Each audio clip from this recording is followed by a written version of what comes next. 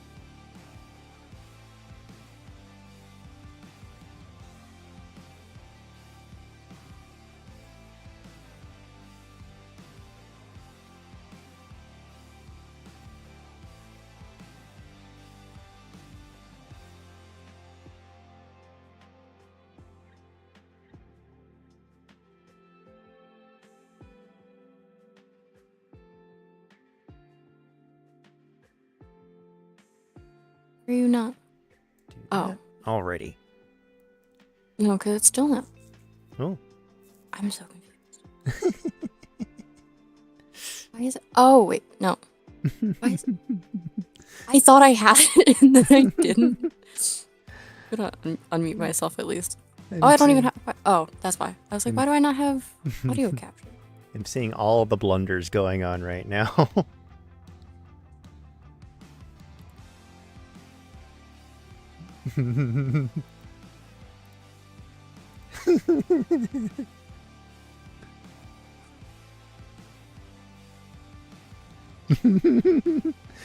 Don't you love it?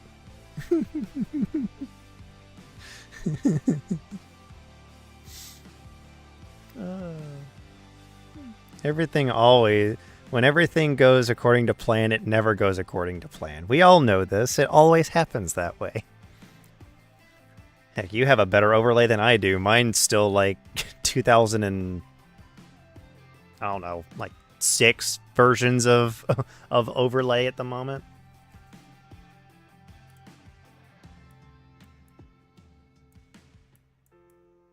I don't know why I'm editing that. It's not like I use it.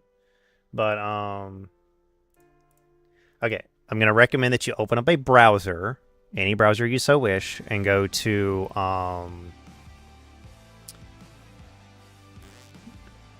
my background's been the same for the past like few years. Has everyone's ad break ended so far? I don't know why that's over there.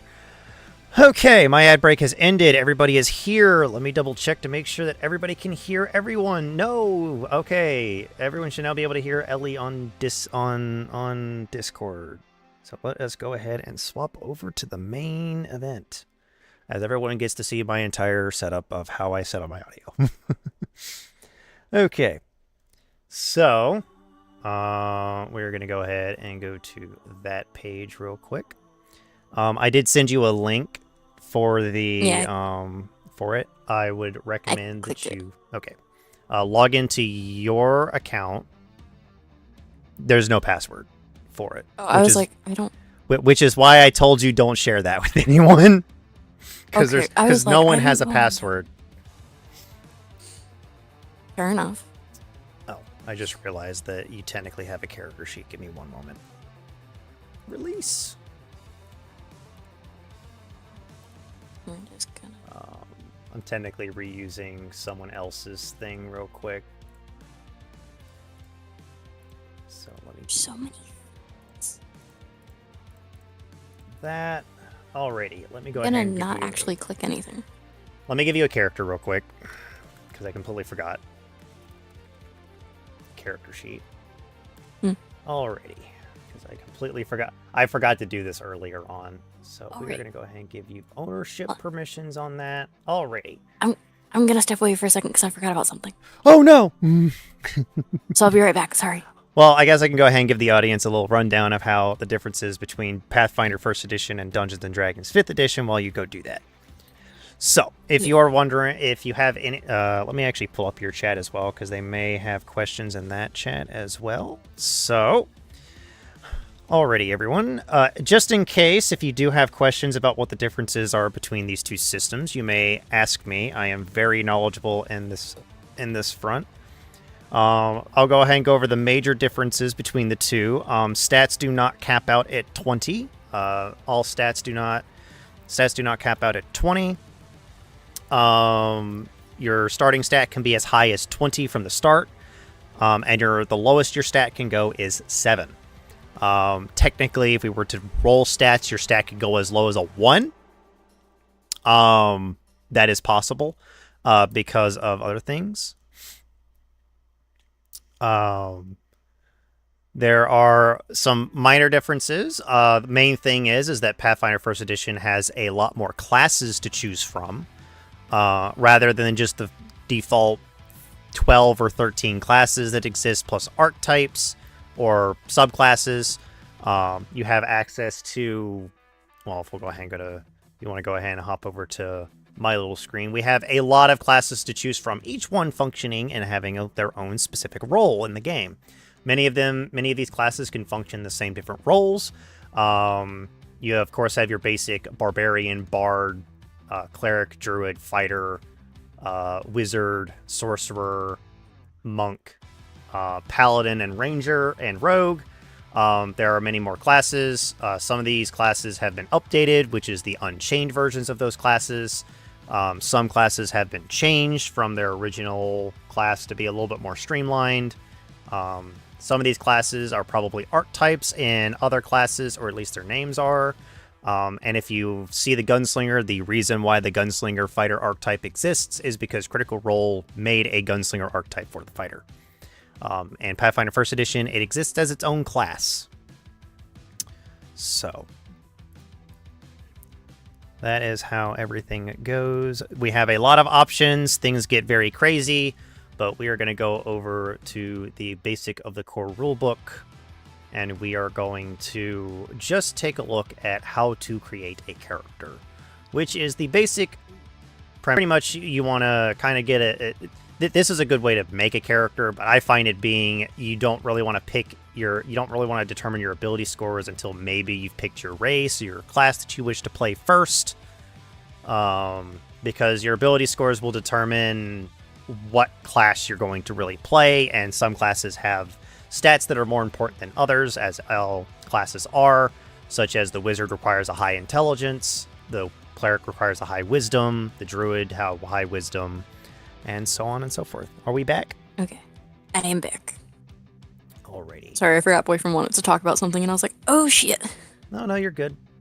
So, Okay. if you have a browser open, I would recommend going to www.aonprd.com, which is Archives of Nethys, which is the free location where anyone can go to and get any of these rules for free to look at them as they see fit. All of the rules in Archives of Nethys are free. Paizo even endorses this website fully. Anything that is new that comes out for Pathfinder usually goes here, or Starfinder. Right now they're on Pathfinder 2nd Edition. We are going to be playing Pathfinder 1st Edition. Okay. So I'm going to kind of go over these, but I'm going to go ahead and ask, or let's go ahead and go back to Foundry real quick. I request that you go ahead and open up your character real quick for me, please. Is that just under character building? Or? And so go to... Ah, wait, no, I see it. Yeah, so go to Foundry, go to the actors, which is the person-looking item, and then you should see your character in there. I'll go ahead and open it up. You'll notice that there's a whole bunch of things that are blank. Go ahead and give your character your name, and what alignment you use. Well, don't do the alignment just yet, or the age or anything like that, but give the name, the gender if you so wish. That is up to you. But So should I put like my name or like the name I want the character to be? the name your character is going to be. This is going to be your character's name. If you want to wait until we get access to races to see if you can't find something there, we can wait till then as well. I get it. Alrighty. So, first, I'm going to ask a few questions of... usually I would go to Archives of Nethys and I would go through this list, but sometimes it's a bit daunting to figure out, what are my ability scores going to be, because you don't know what you're playing yet. So I'm going to give some general questions of, like, what is it you see your character doing? What would you see your character being good at? I did not mean to. God damn, hold on. I closed the thing. If you wanna look at races and look at that first before you look at classes, that's up to you.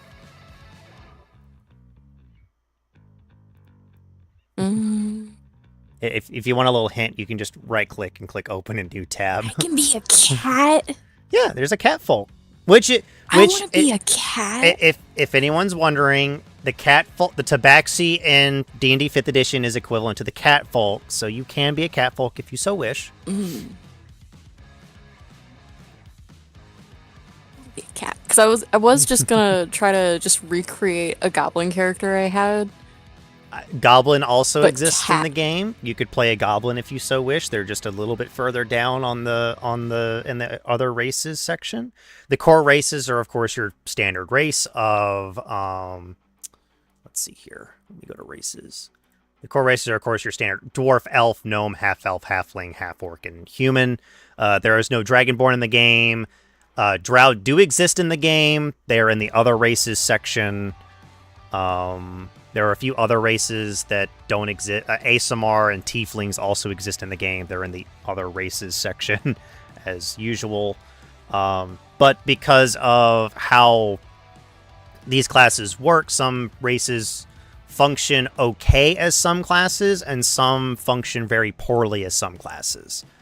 I believe the catfolk get a bonus to Dex, Intelligence, and a minus to Wisdom, so they're not really good as Wisdom-based characters.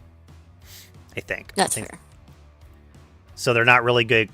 Any race can be okay in any class, but if you're looking to, I don't say this of like don't do this. Don't optimize your character as much as possible. You can do it if you want to, but it's charisma, not intelligence. But that's up to you on what you wish to do. And I know there's a lot of choice. That's the thing, is that Pathfinder First Edition has a lot of choices starting from first level all the way up to level 20. So I know for a lot of people, it's like, what do I pick? How do I pick something? Calm down. I will be going for every single thing, and we will go over what it is that all of this means and all that other stuff. If you have any questions, do let me know. That includes my chat or Ellie's chat if you guys are having major questions of anything. I actually should go ahead. Speaking of which, I should probably bring my chats up on my phone so I can actually see what's going on. Sadly, I use my phone for my face tracking software, so I cannot bring chat up on my phone. But luckily, also, Lightning, I just saw your message. Lotus was not here, as far as I know, I should say. Yeah. So, we'll go in. Oh with wait, I know why you're saying that now. I'm dumb, because Lotus is the queen of scuff. Yeah. Ignore me. Yeah, it happens. So you can look through the races, you can look through the classes. I will say this, that you'll see if you go to the classes section. You've played 5th edition, right? Yeah. So there's only 13 classes in the game, if we include Artificer. There are 30-something classes to play in the game. In Pathfinder I usually First just Edition. go with a bard. A bard does exist in the game, and you can play a bard. So bard is an excellent choice. The catfolk are actually really good bards, as you could tell. Yeah, that's what I was just looking at. So they are really good bards. If you wish to make a bard, that's up to you. We'll go on my stream. We'll go ahead and go over what bards do best. Bards are... here's also something that you may notice that is different between First Edition, or this game, and 5th Edition. Bards are not 9th level casters. Bards are 6th level caster. They get a maximum of 6th level spells. They do get access to cantrips, which most classes get access to cantrips. Oh, no. For you specifically, go to the compendium real quick, which is the book on the far right. This book? No, Right. On the top right of the actor section. You had opened it up earlier, all the way on the right, further right. That book. Go all the way down and click Browse Races. All the way down. No, you were just on there. No, I got it. It's Okay. delayed. You're good. Okay. So compendium packs, Browse Races, and then there's a lot of races here. You're gonna look for catfolk. Just drag and drop catfolk into the sheet, and it should do everything for you automatically. I think you gotta click on the name. You gotta click and drag on the name, and then drag and drop it into the thing. And there you go. You are now effectively a catfolk. You can go ahead and close that or double click it to minimize it. You won't be needing that anymore unless you find a different race you wish to play as. Okay.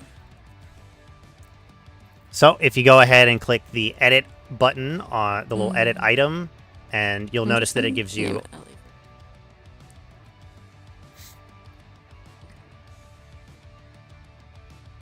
It's up to you on what you want to name your character. You'll notice that it has a whole bunch of random stuff in here. You can't. I would recommend to probably stay within these age categories of 16 to 27. That's because age is actually pretty important in Pathfinder First Edition. Pathfinder First Edition is also a subset or a kind of spiritual successor to Pathfinder 3.5, and to an extent, not Pathfinder, Dungeons and Dragons 3.5. I'm messing up my words. It happens. So you'll notice that there's a whole bunch of esoteric things that have been in here since that time frame. So there are some things that you don't have to worry about, and there are some things that you do have to worry about. Age is one of those things. But so you'll notice that there's a whole bunch of classes here. Since you're going to want to play a bard, I would highly recommend going to back to the compendium packs, which you're already under, and click the browse classes.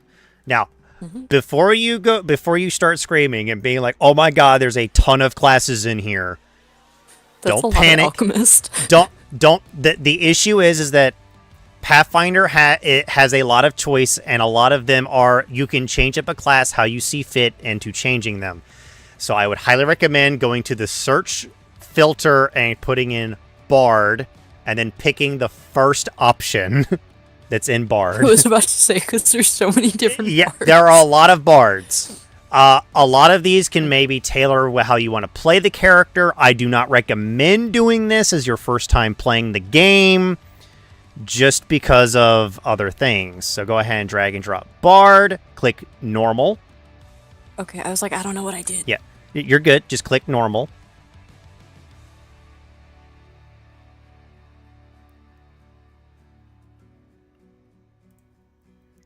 You're going to click Manual. And you're going to put in the amount of hit dice that you get, which I believe your hit dice, which is 8. Because you get maximum on your hit die at first level. So you get 8. You said 8? Yes. You get and 8. Next. And then click Next. And then I believe it's going to ask you for your favorite class bonus.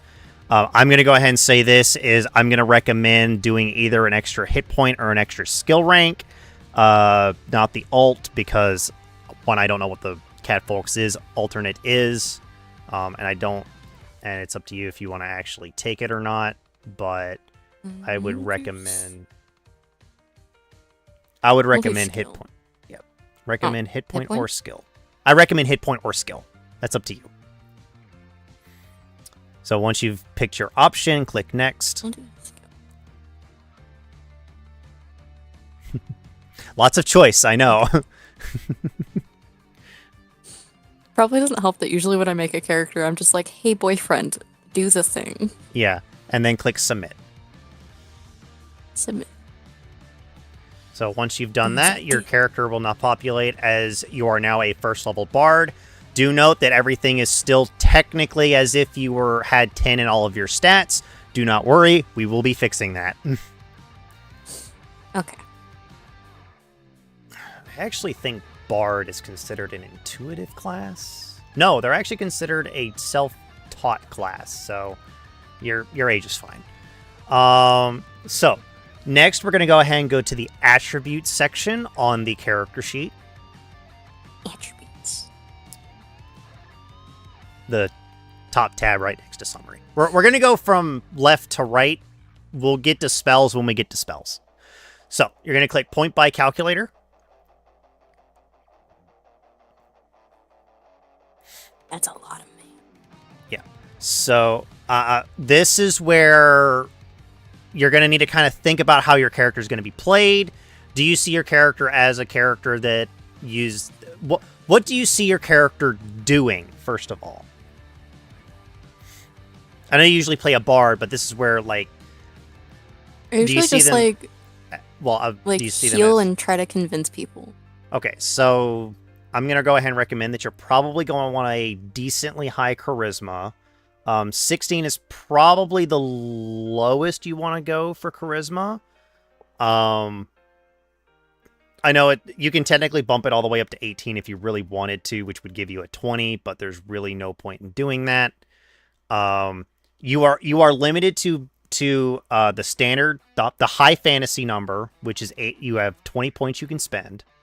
But it is up to you on if you want to have a 20 charisma, because do you see, like, I understand that you're looking at it like the social aspect and all that, but also how does your character defend themselves? Do they use a bow? Do they use a rapier? Do they use a dagger? What is it that your character would use to defend themselves in combat? Probably a dagger. So I'm gonna go ahead and say that I'm gonna go ahead and recommend you bump up your dex to a little bit, just so that you have a little bit of higher AC. As well as a finesse weapon to use. Finesse weapons are in this game. Normally, you would need to take a feat in order to get that done, but all that. And then you've still got, what, 3 points left, I think? How many points have you spent? 19. So I have 1 19. point. Give me one moment to kind of think. You can increase your strength or intelligence by 1 if you so wish. We'll do strengths. Alrighty. And we'll just hit confirm. Yes. Once you hit the 20 point maximum, then you may hit confirm. And now you can see that your stats have been updated. Oh. I guess technically you probably are going to want some constitution so that if you get hit, you don't die, but you can easily click the point buy calculator and change up some things if you want to. I didn't realize that your constitution was 10 still. We'll do that. Oh wait, hold on, what Okay. So you may want to lower... myself. There we go.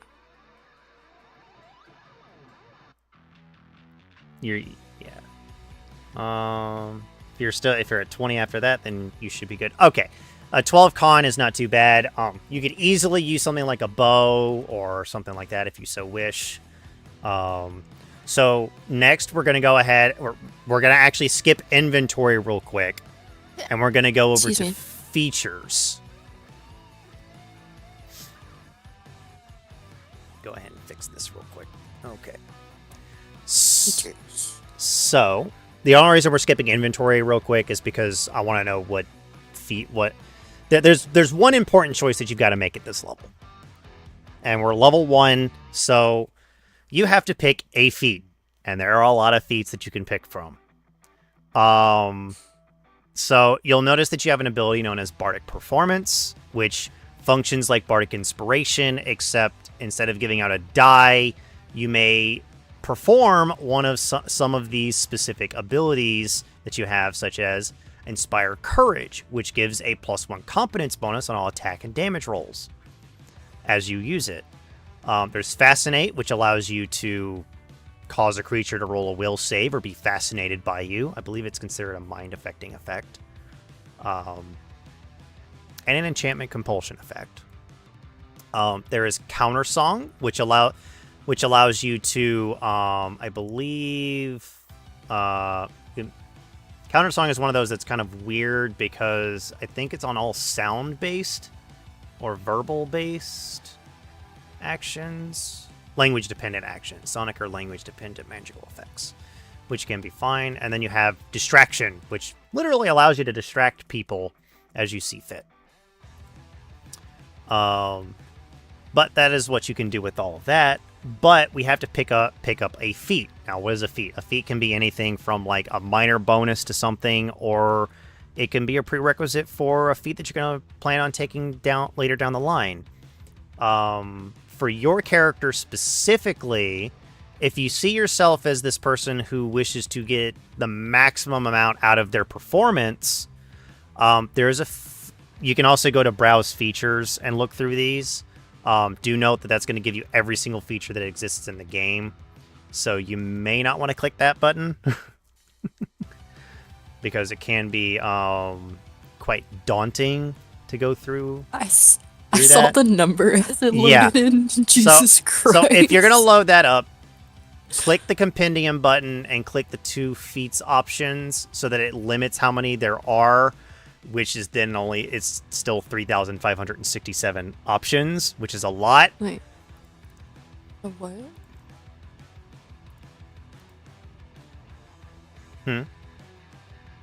Okay, so I pressed the browse features and then what? So go to type on the left-hand side. Type. There's a type bar Okay. of the features. Click that and then click feat.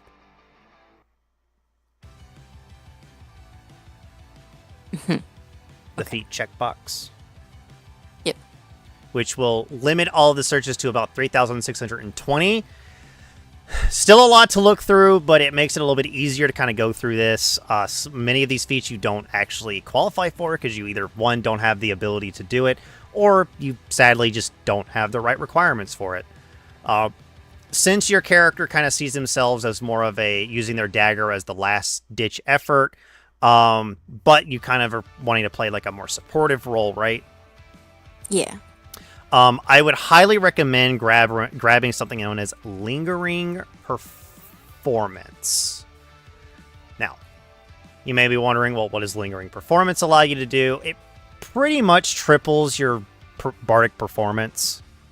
You can also go to the filter and type in Lingering Performance, and it'll pop up the feed immediately if you wanted to. It's alphabetized, so it should be in the L's.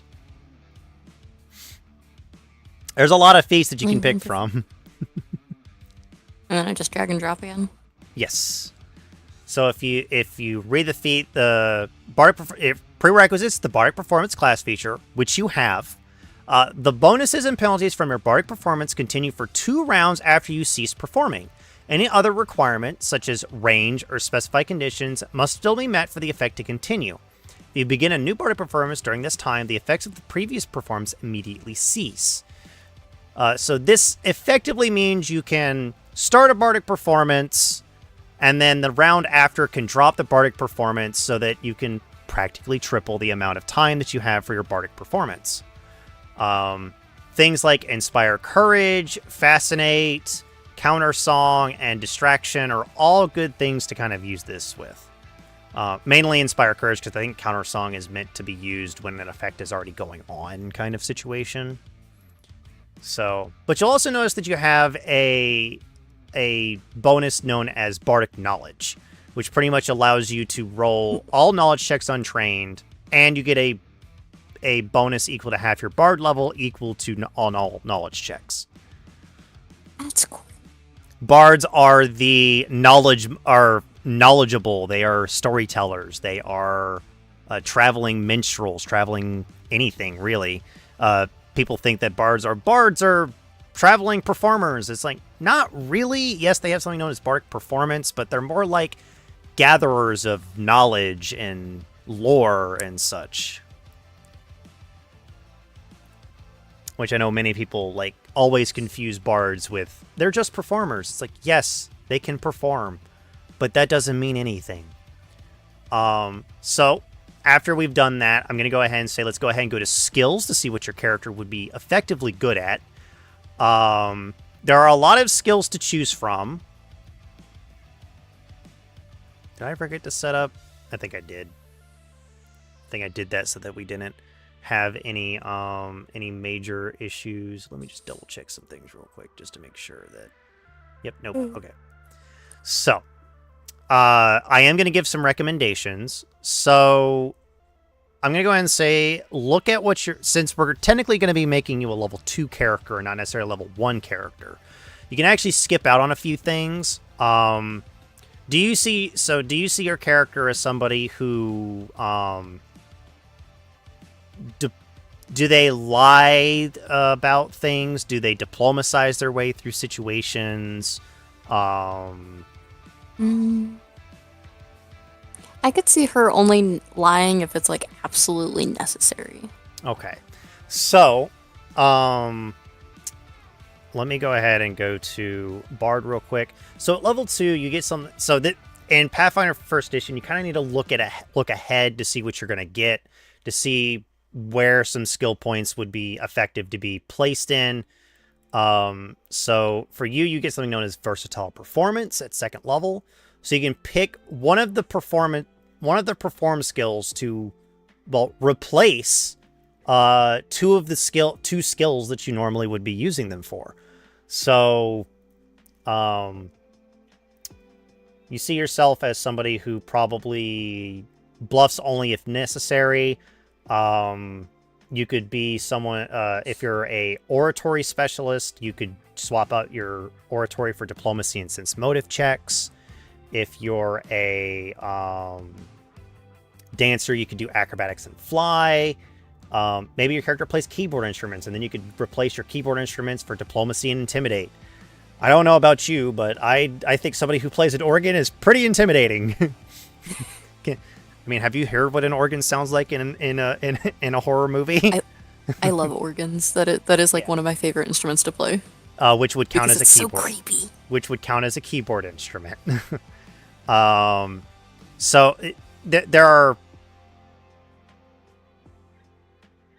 9 different performances that a character could technically do. They could act, they could be a comedian, they could dance, they could play keyboard instruments, they could do oratories, they could play percussion instruments, they could sing, they could play string instruments, and they could play wind instruments. So there are options. It's kind of how you see your character playing as, what you see your character doing. Like wind instrument. Can you pick multiple? You can pick multiple, but you can pick multiple different ones. It will cost you a skill rank per one that you wish to use. Okay. But one of these will be known as a versatile performance, which allows you to replace this skill with 2 other skills. So like I said, you could trade out, like if you wanted to trade out, you wanted to use your dance as your versatile performance, you would be able to roll dance for acrobatics and fly checks instead of having to roll acrobatics or fly, or really put ranks into them either. There's also, like, you could play keyboard instruments, which means if you do that, you could replace your keyboard instruments roll with diplomacy and intimidation checks. Singing allows you to exchange bluff and sense motive checks. Oratory allows you to do diplomacy and sense motive. Percussion is handle animal and intimidate, which makes sense as like the marching kind of situation for percussion. Yeah. Wind is diplomacy and handle animal. I know that the whole nursery rhyme of the flute, the player who plays the person who plays the flute, and they're the Pied Piper. And then string is bluff and diplomacy. I'm not 100% sure why. Comedy is bluff and intimidate. So I mean, you could make somebody laugh themselves, and comedy can be pretty intimidating. And then acting is, of course, bluffing in disguise, which makes somewhat sense. Yeah. So you could put a rank in all of these if you wanted to. Do note that you are very limited on how many skill ranks you have. You can only put a number of skill ranks into a skill equal to your level, your maximum level. No. So Okay. Early on, it's probably best to put like 1 or 2 ranks into put ranks into 1 or 2 performance skills, and then like divvy the others up into some other skills that you may want to have ranks into.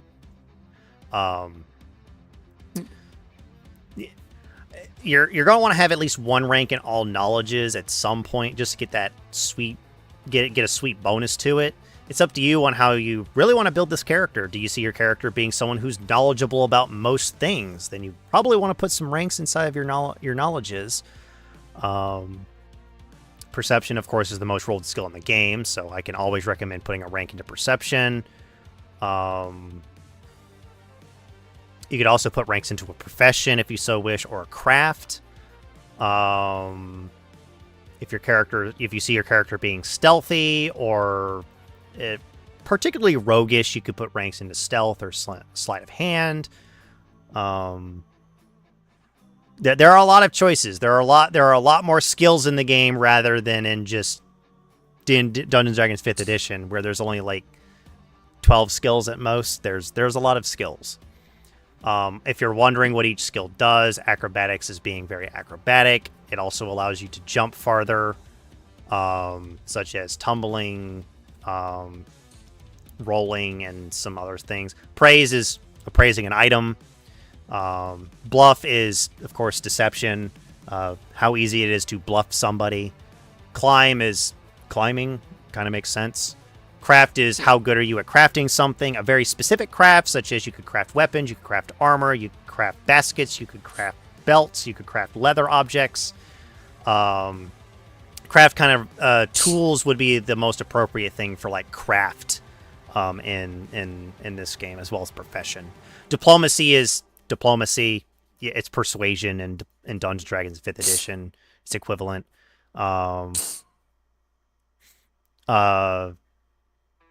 Disabled device is thieves' tools. You're not proficient in thieves' tools if you're not proficient with disabled device. Disguise is a disguise kit. You could be good at disguising yourself or others. Escape artist is how easy it is for you to escape out of manacles, ropes, Houdini style of things, you know. Fly is how easy is it for your character to fly. Sadly, you can't put any ranks into that because you don't have wings or a way to fly or practice flying. Handle animal is handle animal. It's how well you are to make an animal do something that it likely would not want to do, which is known as pushing an animal. Heal is kind of like medicine. It allows you to do mundane ways of healing somebody, such as bandaging wounds, curing poisons and helping cure poisons and diseases, that kind of thing. Intimidate is intimidation, how easy it is to make someone cry by insulting them or something like that. So and then you'll notice there's a whole bunch of knowledges. Knowledge Arcana is knowledge on the arcane, how well you are versed in an Arcana, magic in general. It also allows you to identify monsters such as magical beasts, constructs, dragons, and other. I forget what all of them are, but that's what that does. Dungeoneering is allowing you to figure out how minerals work, or how dungeons are constructed, or how underground things are. They also allow you to identify monsters such as aberrations, oozes. There's a few others that I'm just misremembering, but those are the main ones that I can remember. Engineering is somewhat known as like kind of more of a background skill. It's more or less like how well you can tell how a structure is built, how well how well, I think it actually gives a better description. Buildings, aqueducts, bridges, fortifications, stuff like that. Geography is, of course, lands, terrain, climate, and people. History is wars, colonies, migrations, foundings of cities. These are just some examples. Local is legends, personalities, inhabitants, laws, customs, traditions, and it also allows you to identify humanoids. Humanoid is not a singular type. Humanoid is a overarching type that has a bunch of subtypes attached to it, such as there's a humanoid for just about most playable races, such as if you go to your summary, you'll notice that you're not a humanoid straight, you're a humanoid catfolk, which means that you're still a humanoid, but giants are also not their own type. They're considered humanoids. I know there's a lot, and I know I'm going over a lot, but knowledge has a lot associated with it. There's nature, which allows you to, see the seasons and cycles, know how weather works, and it allows you to identify animals, fae, monstrous humanoids, plants, and vermin. It's got quite a lot loaded onto it. Nobility is one that allows you to kind of look up lineages, heraldry, personalities, and royalty. Planes is about the cosmos of how Pathfinder First Edition works. It allows you to discuss things about like the inner planes, the outer planes, the astral plane, the ethereal plane, planar magic, specifically like teleporting to other planes and such, as well as outsiders. Now, outsider, you may be wondering, well, where are the fiends and celestials? And like, they technically don't exist. They're all lumped into outsiders of one of the 4 alignment categories. So there are four alignment categories. There are lawful, chaos, good, and evil, which is the alignment that any character can be. A lawful good character, a neutral, like the 9 alignment spectrum. But outsiders are considered a different type. Religion is also, you could think, well, wouldn't that fall another religion? I'm like, well, technically it could, but religion is more based around gods, goddesses, mythic history, such as mythical characters going out and slaying demon lords and such. If a demon lord could actually be slain.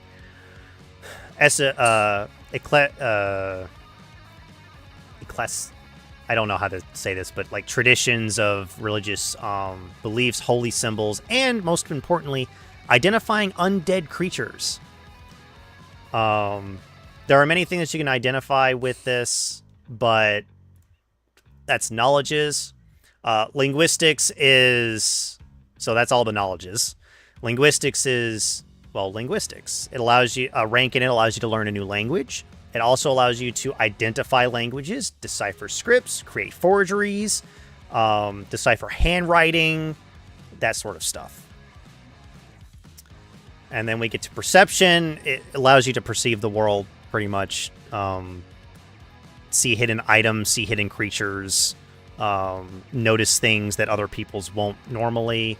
And then we get to perform, which in Dungeons & Dragons 5th Edition is just a flat-out normal performance roll, but in Pathfinder 1st Edition, perform is got subcategories, so it allows you to act, or do comedy skits, or dance, or play keyboard instruments, or give oratories on stories and such. So you would pick a performance that you are good at to get access to it.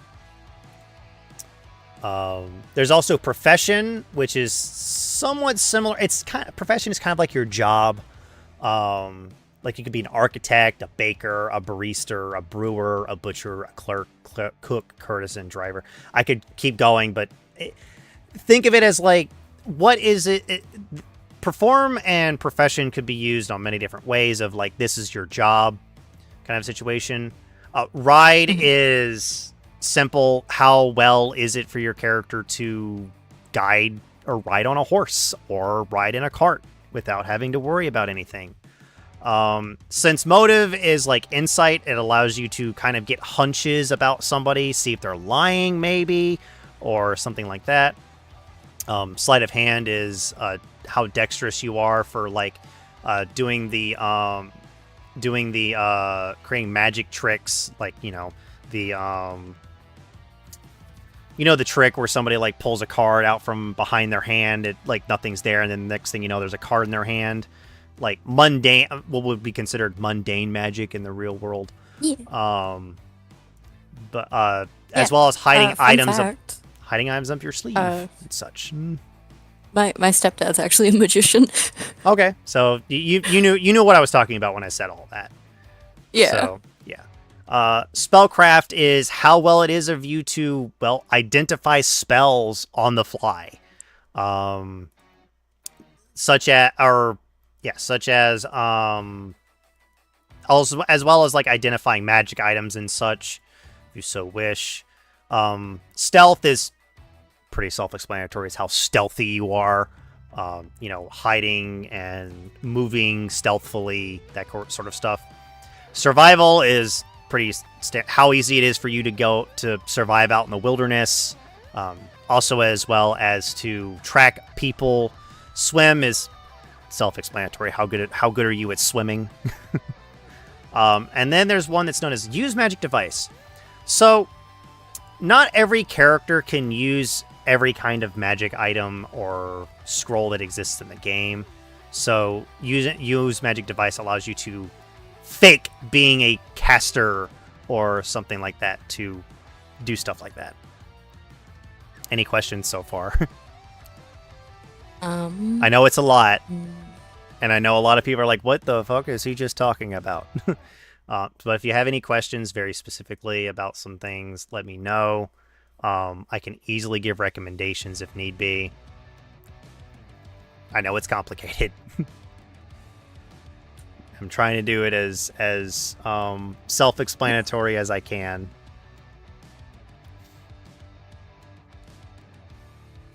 I think I'm understanding. Okay.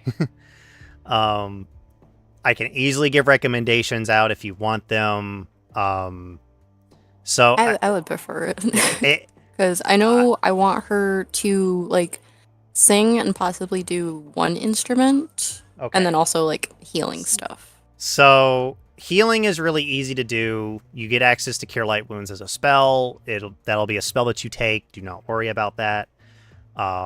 So I would highly so if you plan on your character being somebody who's good at singing, I would probably recommend taking Perform Sing as one of your options. Let me go ahead and go to Performance still real quick. And any instrument, I know many people will be like, oh, don't pick string because it overlaps with sing. I'm like, that's up to you if you really want to. I was thinking the keyboard thing because that sounded cool. Okay. I mean, you could do sing and keyboard instruments. Maybe you're a singing or you're one of those people who sing while they play the piano or play an organ because pianos don't exist in this world for some odd reason. I don't know. But so how do I add? I'll fix it for you. So you want sing, right? Yeah. Okay. So I've got you sing, and I'll go ahead and and you want keyboard instruments? Yes. Alrighty. Instruments. There we go. So go ahead. Now, quick question. What's up? Because my brain had a wonderful thought. Yes. For keyboard instruments, would an accordion count? So an accordion is a weird. It has a weird place in it where it could qualify as, I believe, wind, keyboard. I think it all depends on your character. If you are proficient in keyboard instruments, I'd allow you to play the accordion. I think it probably qualifies more as a keyboard instrument. So if you wish to be someone who sings and plays an accordion, I'll allow it. Yeah, because I just think that'd be kind of fun. We're here to have fun. I know it's very daunting to make the character now, but we're here to have fun. I'm not here to make this overly complicated than it needs to be, but let's go ahead and put a rank into sing and keyboard instruments. So I just put like 1? You put a 1 in the rank section. Super easy. I know how to do things. Super easy. Okay. Let me just double check my chat to make sure no one's actually... Hey, Uber Awesome, how's it going? I didn't see your thing earlier, I'm sorry. My chat was not on. I was being bad. Oh no. There, you ignore chat. How dare I ignore chat? Let me just actually put timestamps on because I completely forgot. I mean, if it makes it any better, I had at some point, I was streaming and I completely forgot I was streaming and people were like messaging and I was like, oh wait, hi, you're here. Yeah, that was something that happened to me very early on when I completely forgot. But it was 20 minutes ago and I completely missed his chat message. Oops. Well, hopefully he's still here. Yeah. I would probably recommend going ahead and putting some ranks into some of the knowledge skills. What is your character passionate about knowing? Would be a good way of putting ranks into some knowledges. Mm-hmm. Maybe I feel like definitely knowing like plants because like then she could like make medicines. Knowledge nature, and then also like knowledge nature, knowing creatures. Yeah, knowledge nature is a good one. Probably she also like. Maybe she also knows something about nobility. Maybe she's a noble. Maybe she's a bard who knows. I'm trying to give ideas of how this character would know stuff. Maybe this character knows about local legends. So knowledge local. Maybe they're passionate about the outer planes and how they work, or how the undead become undead. Maybe they're knowledgeable about the arcane. I'm just trying to give ideas of what you would put in this. Now, do note that this does mean that you're now out of skill ranks, so you're done with skills. That's it. That's all you've got to do. Yeah. We're now going to go ahead and hop over to spells real quick. Spells. So, you get to do my hiccups. You're good. So I'm going to go ahead and say this. Pathfinder First Edition sadly has no damaging cantrip known as Vicious Mockery. So... I'm just gonna... I think there was at least 4 hiccups, so You're good. we'll do 4. If there's more than that, my counter's already off, so... It happens. So I'm going to go ahead and look up some spells real quick for you. Do note that you can easily look up, you can browse spells, and if you do that, I'm going to go ahead and say, be warned, there are over a crap ton of spells in the game. There are 3,106 spells that exist in the game. Bard only gets access to 869 of them.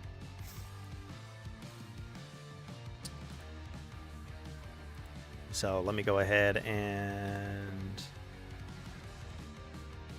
You can browse spells that way, or you can go to the Browse Spells Compendium. So go ahead and go to Classes, click Bard, and then go to Spell Level. On the left-hand side, Spell Level. Spell level. Yep. So we're going to first look at cantrips. Cantrips. Or 0-level spells, as they're easily known. Okay. So many of the eagle-eyed fans will know, they'll notice and they're like, wait, where's Vicious Mockery? Vicious Mockery doesn't exist in the game. So sadly, there is no, I get damage for free as a cantrip. Do not worry, because the Bard is meant to be this more like supportive role. Vicious Mockery was kind of just a thing made so that since Bards were 9th level casters at that point, now they could actually do damage. So they felt like they needed to do that. So pick 4 cantrips that you would want to have access to. Pick 4 of them and drag and drop them onto your character sheet. I feel like summon instrument is definitely something I need, because then I'm not just lugging around a giant ordeal. I believe this allows you to summon any instrument of your choice. So I can put to sleep. Okay, do note that Lullaby only makes it easier for them to fall asleep. Okay. Well, at the very least, that'll help if, like, one of my companions is, like, having an issue for some reason. Yeah. Or if, like, maybe we're trying to sneak in somewhere and there's a guard already kind of falling asleep, I can just be like, hey. Yeah. Sleep. The sleep spell does exist in the game.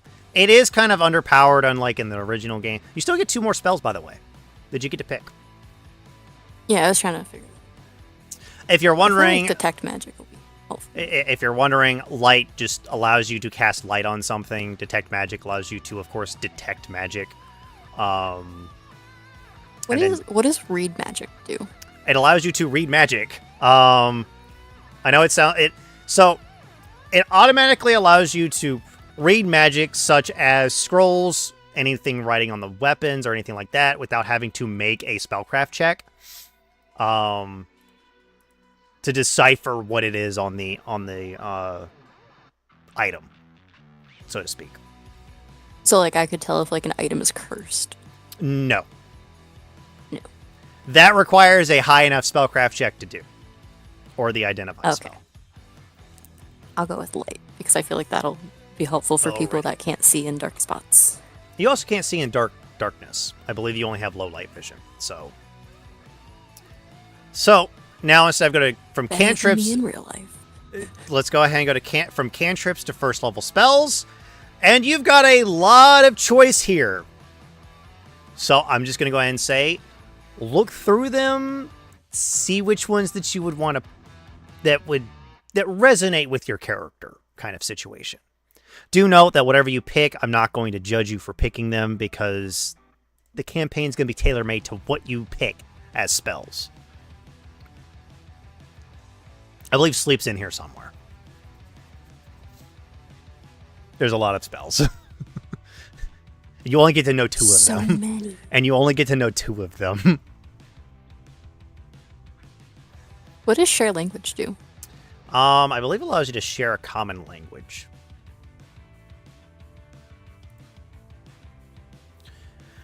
You can share your faculty for one particular language with another creature. For 24 hours, the target can read, understand, and communicate to the best of its ability in any one language which you already know.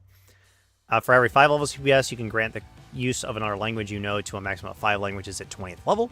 The target must have the physical capacity to articulate sounds, make gestures, or engage in whatever other method speaking of the language used to communicate with each other in order to actually converse.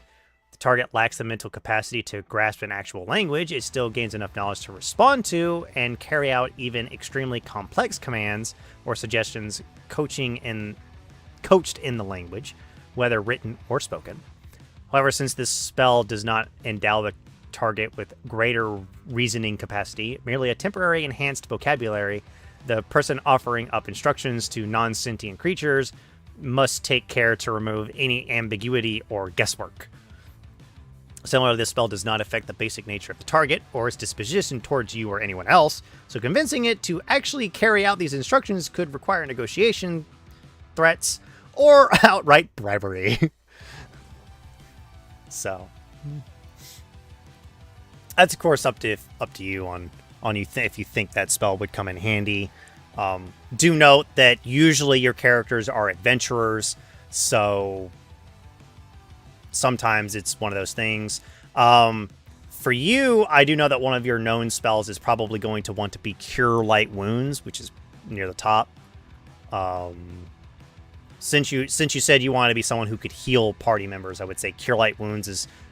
You're probably going to end up taking all the cure spells when you get access to them. Not a bad thing to do. If you want a damaging spell, Ear Piercing Scream could actually come in handy. If you want to potentially make people fall asleep, the sleep spell could be handy. And I know for you, it's like, I don't know what to pick. I'm like, that's the nature of this game sometimes. Sometimes it's hard to tell what to pick, what you think might be useful, and all that stuff. You think Shadow Trap would be useful? I can go ahead and tell you that I will give you enough opportunity to use that spell. Okay. So I feel like that could be interesting. Yep. So those are your spells. You are practically done with your character. Now we just need to do inventory. Now you're wondering, why did we start with inventory last? Well, that's because I wanted to know what your character was going to be good at. Because now we get to browse items. There are a ton of items. There's a lot of items in the game. Now, we're going to go ahead and make this character at level 1 so that you're not overwhelmed, because level 2 character technically gets 1,000 gold pieces they get to spend. We're going to wait a little bit before you before you go spend 1,000 gold pieces, or I'll just give some recommended items that'll be equivalent to 1,000 gold pieces. So, real quick, you'll notice that if you go to browse items, a lot of items are going to pop up in the compendium, the browse items button. A lot of items will pop up. I'm going to go ahead and say this. You're going to want to probably go to type, and you're probably going to want to click weapon first. There's also going to be a bunch of stuff here that I'm going to go ahead and say you're not going to be proficient with. And yes, firearms do exist in the game. They are a thing.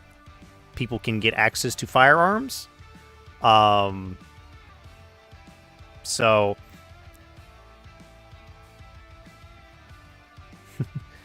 the thing is well, an ad just played, but for Night Runner said that he likes how you're explaining stuff and working the campaign around the characters. Yes. That is because I am under the belief that I should know what your character can do. And if I know what your character can do, I can build encounters challenges to your characters that will become useful. Like, maybe you don't need to kill this guy. Maybe you just want to trap him instead or something like that. I will say that your character is proficient with things like rapiers. They're proficient with all simple weapons. claw blades? I think your character's actually proficient with those because you're a catfolk. I think they're considered... Can I get those? Hold on, give me one moment. It is considered a special proficiency. Catfolks with the cat claws racial trait are proficient with this weapon. Do you have the cat claws racial trait? Do catfolk get the cat claws racial trait by default? No, they do not. How do I get it? Then you gotta trade it out for something else. I might just give you proficiency because you seem to be interested in it, instead of just making you have to trade out one of your racial class features for it. Right now there's an ad break going on my side too, so I'm trying to check some things out real quick before that finishes. Let me check real quick. I got 9 ads. You got 9 ads? Ouch. Mm-hmm. Yeah, I looked over at your stream and I'm like, it says 7 of 9. Well, that's because it's a 3-minute ad. So that might be understandable. Why. I wasn't expecting it to say 9. I wasn't expecting 9 ads either. There must be like 15 seconds each, which sucks. There's an ad for Subway. Subway ad? How did they know I eat Subway almost on a daily basis? It showed the foot-long cookie. Just kidding. I want the foot-long cookie because it's very good. But the Night Runner 06, yes, I try to make characters that are more based around... the campaign is more based around the character's abilities rather than just having an overarching story, and then if they can't overcome a challenge, then they get kind of shit out of luck. Just like, oh well, guess you're dead. Oh, I guess because this encounter completely counters everyone's playstyle, we won't do it. Or, guess you're gonna die now. No, I think that's dumb. It's why when pre-adventures, it's like you got to do some very customization things in order to make sure that your parties aren't going to die immediately. So the cat's claws racial trait replaces natural hunter, which is just a +2 racial bonus on perception, stealth, and survival checks. So I'll go ahead and edit your character sheet real quick to actually reflect that, since you're interested in that and all of that stuff. So just give me one moment.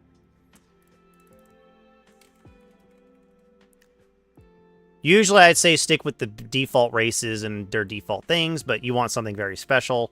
You are now proficient with cat claws. If you wish to wield cat claws, you can now. Or cat blades, I think is what they're called. It does say that you're not proficient. We're just going to go ahead and go to attributes. We are going to go ahead, and I am just going to go ahead and make sure that I name this correctly.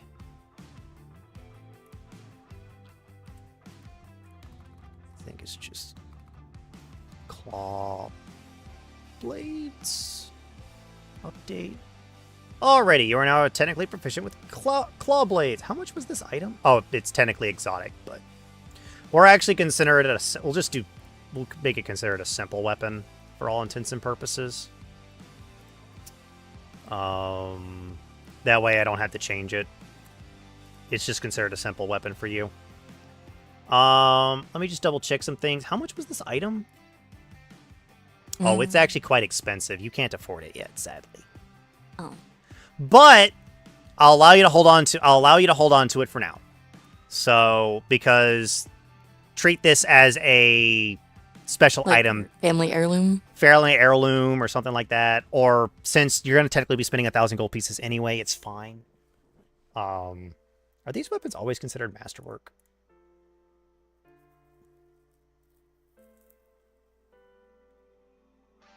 Do note that...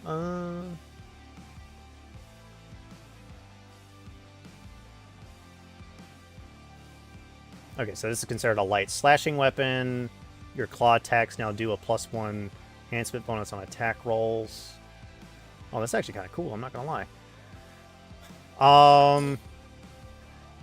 So you can... now it just means that you technically can never be caught flat-footed. Or you never can be caught without a weapon. See, guys, I'm smart. Mm-hmm. Also doesn't have a weight attached to it, so that's also a good thing.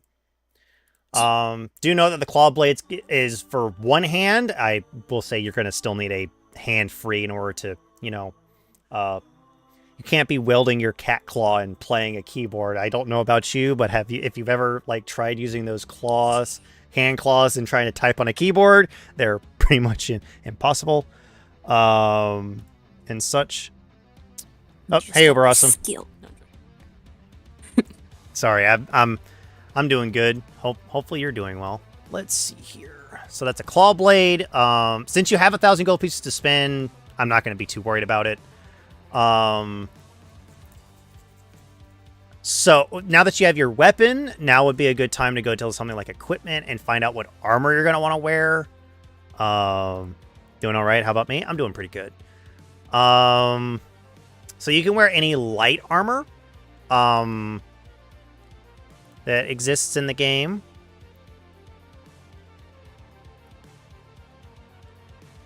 I know there's a lot here, and some of it is technically like magical armor. So you'll have to, let me just see if I can't. Light armor. And...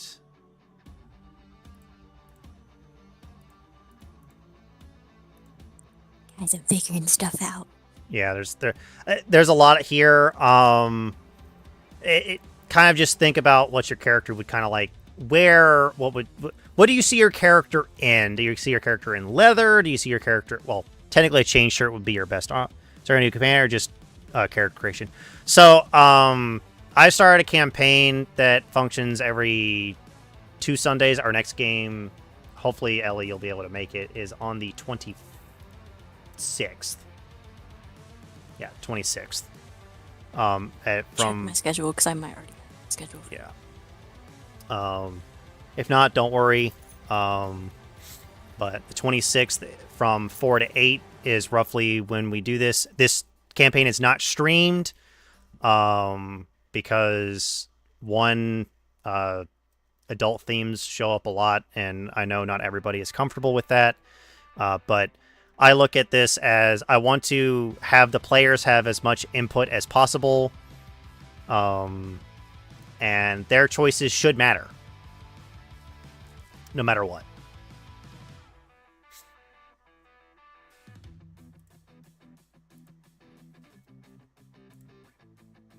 Do not have the schedule for that week yet, but I cannot request time off because it's too soon. Alrighty.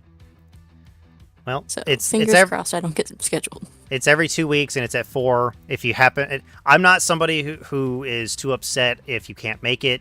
Because I know real life fucking sucks ass. Real life first, game is second. Is it on D&D Beyond? No, this is Pathfinder First Edition, so it's on Foundry, which is what I'm using right now. Let's see here. So probably a recommendation would be just to grab the chain shirt as your armor. Do note it does weigh a lot, but yeah.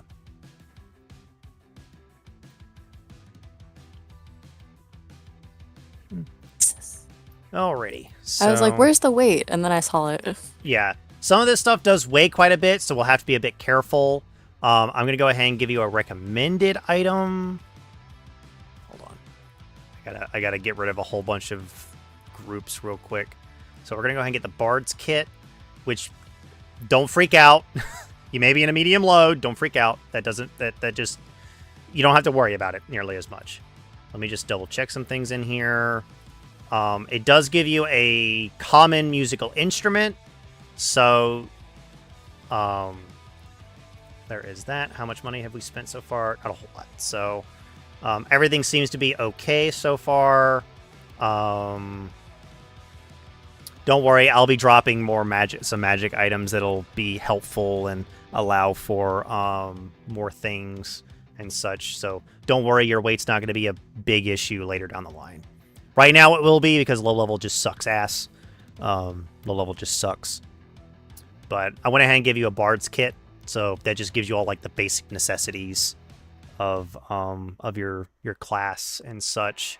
I think including a spell component pouch. Does this give a spell component pouch, or does it not give a spell component pouch? Why does this not give a spell component pouch?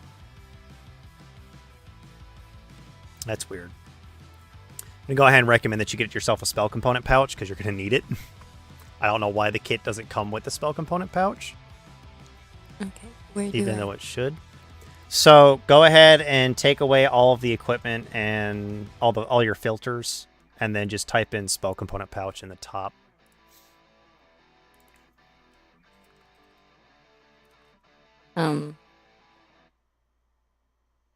Which one?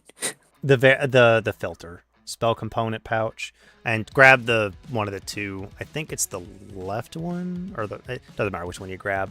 I think the right one's technically the one that has the right the correct way you're supposed to. It's pouch comma spell component. I think is the one you're supposed to use, not the other one, but it's up to you. We'll grab the one I'm supposed to use. Yeah. So that just means that you'll always be able to cast a spell without needing to worry about anything. Because it's assumed that you have a spell component pouch on you at all times. So no need for a fancy feat known as askew materials when you can just spell component pouch everything. Alrighty. So we're practically done. There are a few other things so we're practically done with the level 1 character. Claw blades will be and chain armor will be swapped out for a different type of armor set. I'm gonna go ahead and do this for you. We're gonna go ahead and make this one a masterwork version, so that we can just that way you have a masterwork version, and we'll go ahead and make these claw blades masterwork.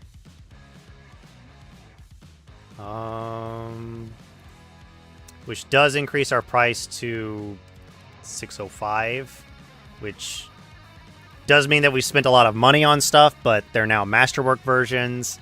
And this is pretty much how you would probably do this.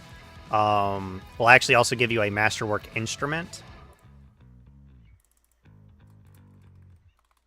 Let me just musical instrument masterwork. And we'll just delete the other one off of there. So there we go. So your masterwork instrument now gives you a +2 on the performance on a performance check that is associated with a instrument such as keyboard, percussion, string, or wind. So you can name the masterwork instrument as whatever you see fit. If you wish to make it an accordion or anything like that, you can go ahead and do that. I think I would actually allow you to use your musical instrument as a spell component for your spell components as well. I don't think there's anything wrong with that. So now that we're done technically with inventory and we've got a little bit of money left over, I'm going to go ahead and duplicate something real quick. Do not freak out. I'm about to delete everything out of it so that it doesn't weigh anything. And this is just going to be a item that I gave everybody so that they can use it. It's just a belt pouch, specifically. Okay. So, don't worry, I'm not about to make it to where you can't carry anything. I am just turning something into a money pouch so that you can stick all of your money into it. Yay! Without needing to worry about it. So we'll go ahead and make it that one. There we go. I think this is 12. 5, 8, I think is the... Yep, there we go. So, there you go.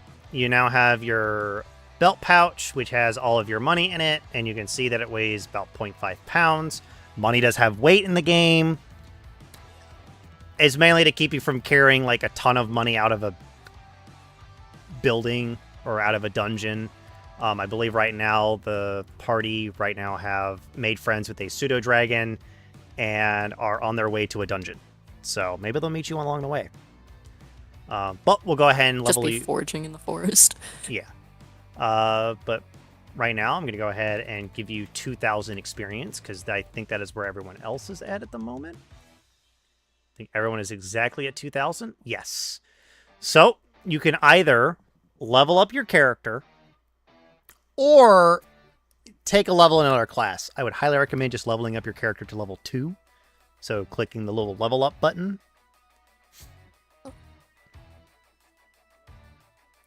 Manual, right? I believe it is manual. Let me just double check what everyone's hit point total is at the moment. Yes. So you're going to go ahead and do manual. You're going to click next immediately because you get half plus 1 of your hit dice, so average, which is half plus 1, which should be 5. And then you can click hit point or skill as your favorite class bonus, up to you on which one you want to take. Skill. Alrighty. Go ahead and click skill again, and then click next, and then click submit, I think is what we're all done with. So there we go. And then click submit.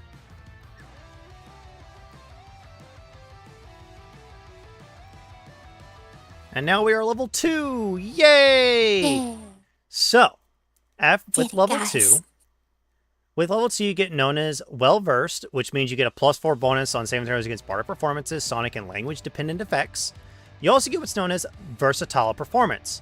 So, out of the 2 performances that you already have ranks in, or any other performance that you wish to have ranks in, click one of them, pick one of them to replace 2 specific skills.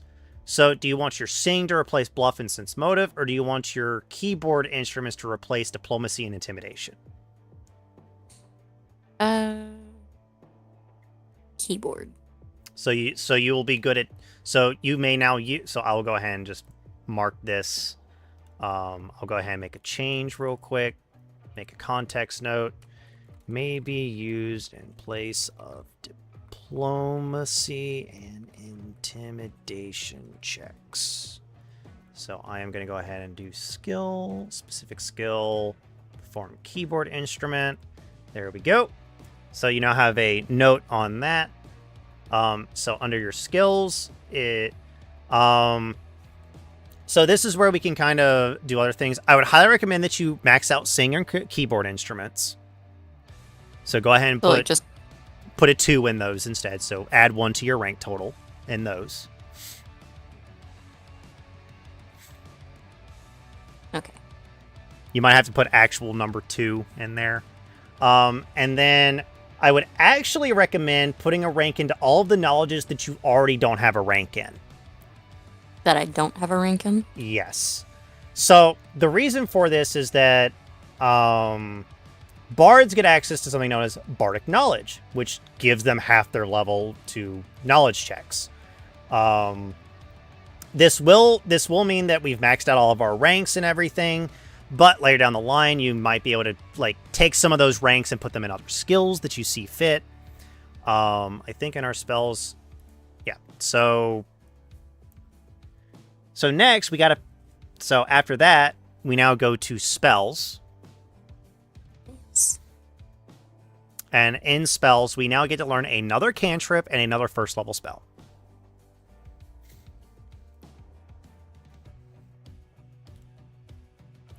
Cantrip. Yep. So go ahead and pick another cantrip and another first level spell that you see fit, that you think would be useful for your character.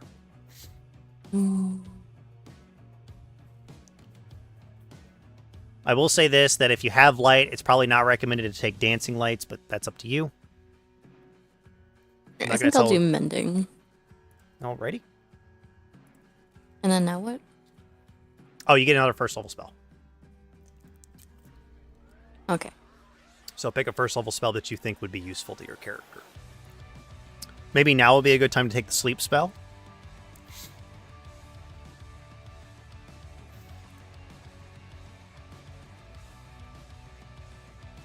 Don't mind me forgetting how to spell sleep.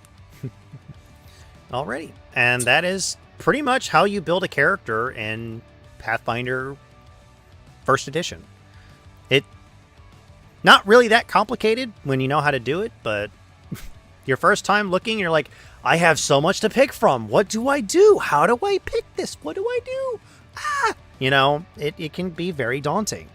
Many people think that making characters is an easy. It can be an easy process.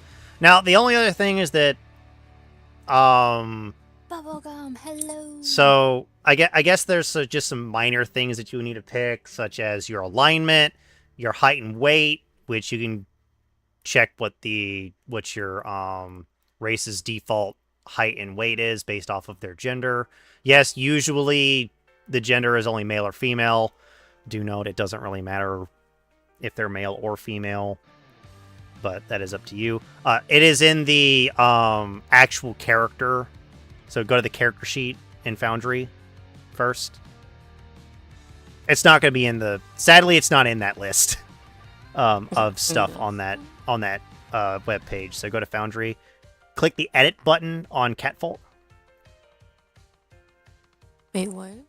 No, go on the character sheet. There's a pencil next to Catfolk.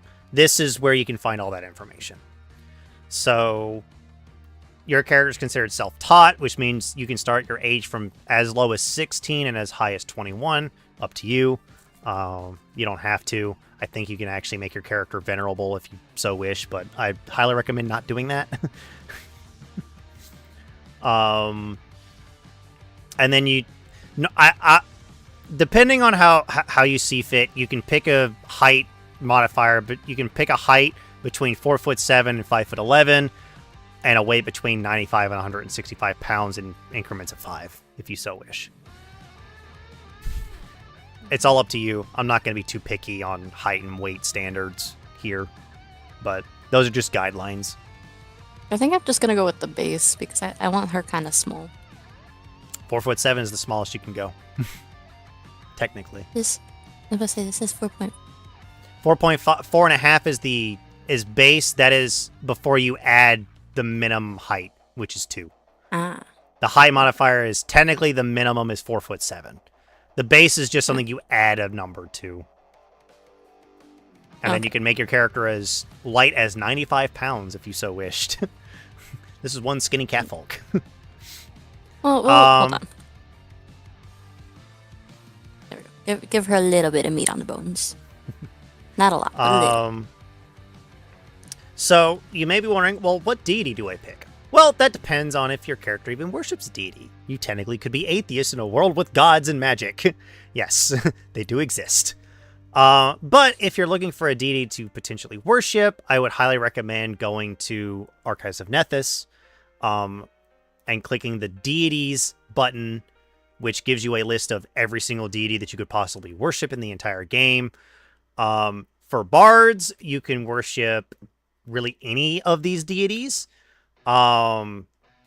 Just depends on how you kind of feel, on who resonates with you the best. Many bards probably worship Shaylin because she is the god of art, beauty, love, and music. Caden Kalian is also one that is a worship deity worshipped a lot, being the god of ale, bravery, freedom, and wine. Desna is the goddess of dreams, luck, stars, and travels. But you can worship any of these deities that you see fit. Do note, I would probably recommend sticking with any of the core deities, but it is up to you. If you find a deity that you think sounds cool to worship, I will say that any evil deity that you worship, any deity you worship, you have to be within one alignment step of that deity, sadly. You may be wondering what that means. That just means that your alignment has to be either one step on the law chaos axis or one step of the evil good axis. Such as if you wish to worship someone like Caden Kalian, you could be chaotic neutral, chaotic good, or neutral good.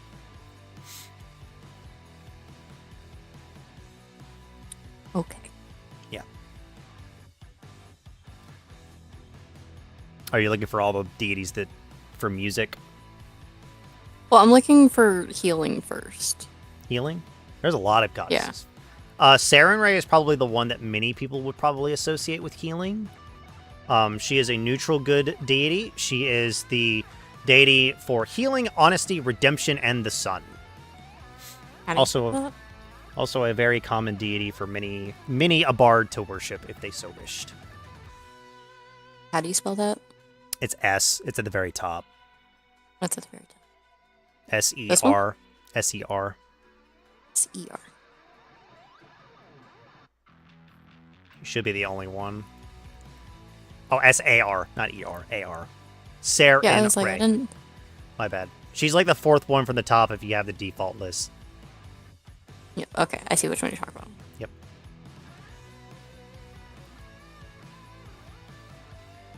Yeah, I feel like that would be... I feel like that's the one that she would worship. Yep. So if you pick Saren Ray as your deity, you may be any of these 4 alignments. You may be lawful good, neutral good, chaotic good, or true neutral. If you're wondering how to change, if you're wondering how to change, yeah, I was gonna say if you're wondering how to change your alignment, you just click the little cog button, and you can pick one of the 9 alignments that exist in the game.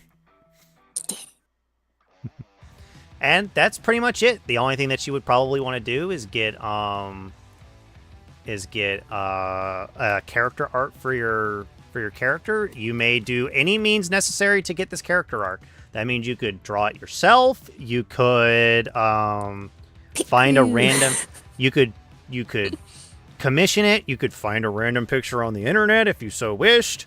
I know this may sound blasphemous, but you can also potentially use it. AI art if you find it that you can't find something that's very specific to tailored to what you want. I know that sounds blasphemy, but this is not going to be streamed or anything like that. It is up to you on how you wish to make your character or how you wish your character to be portrayed. I'll probably just try to find like a character creator. Yeah, you could also do that. I mean, you could also make your character into a little voodoo doll if you wanted to. It's up to you. I've got so many voodoo dolls to draw, though. I know that there is no limitation on how you wish to get your character. The only thing that I'm going to ask from you is that I hope that you can get this done early on. But if you go to the biography section, you don't have to do this in the biography section. Can't speak right now. Oh, I was like, biography? Yeah, there's a biography section on the character sheet. This is where you can put in your backstory. If you need help making a backstory, let me know. But I'm going to go ahead and say this. Mostly everything is going to just fly if you, like... I'm going to let most things slide and fly because this world is not just my creation. It's your guys' creation. You guys are the ones that are going to tell me what we're doing, how the world was created, why people are the way they are. You might actually tell me a lot about the catfolk tribe, or maybe catfolk aren't in tribes. Maybe you're just a random wandering catfolk that maybe was adopted by humans or something like that. I don't know. It's up to you. That actually gave me ideas.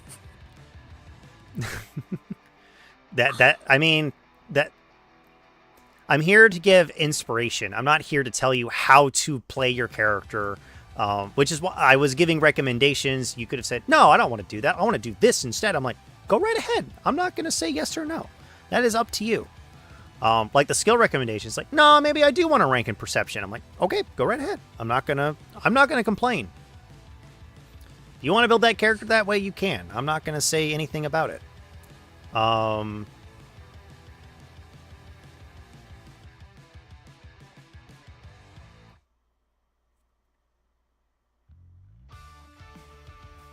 I got another ad. Woo. I didn't touch anything, chat. You saw nothing. My ads are not going at the moment, unless they're actually about to go, and I'm lying, which is probably true. Because for some odd reason, OBS doesn't give me any details on when an ad's supposed to play. I mean, it doesn't look like it's playing. Or at least on my side, there's nothing playing. They're supposed to go every hour. Which is why they're 3 minutes long and not yours, which is a minute and a half. I thought I had mine set to 3 minutes. Oh no, I just saw like a minute and a half worth of ads. It might have been that I didn't notice it until now and it changed it, but That's how you make a character in Pathfinder First Edition. That's how also you make a second level character in Pathfinder First Edition. Leveling up is usually not hard. There are many combos in the game that are considered, in quotes, powerful. But they're most of the time when they're powerful, they also have very like big weaknesses. So like just because your character is powerful does not mean that your character is going to be like extremely powerful in every aspect. They're usually extremely powerful in one aspect. And why did I not? I'm sorry, I missed your guys' self-cares. I didn't get a notification. How dare! I'll do those now. I'm sorry. How dare you? You should also do the self-care. Hold on, do you have a self-care redeem? I do. I do have a self-care. I redeem it. There it is! And the notification went off. Oh, by the way. So while you're here, while I still have you. Yes. If you notice your name in the bottom right-hand corner of the Foundry map, I would like you to Where it says players? Yes, I would like you to right-click your name, click User Configuration, pick a color, and then pick your character. I'll also put your pronouns in if you so wish. You don't have to. My pronouns or my character's pronouns? Your pronouns. Player pronouns. It says player pronouns. So oh, wait. Your pronouns. Capitalization.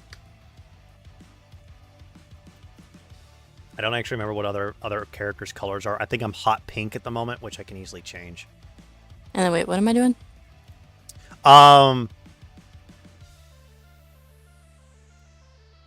Yeah, that's pretty much it. You don't need to worry about that right there. That's for when you get your character done. That's when that'll be changed.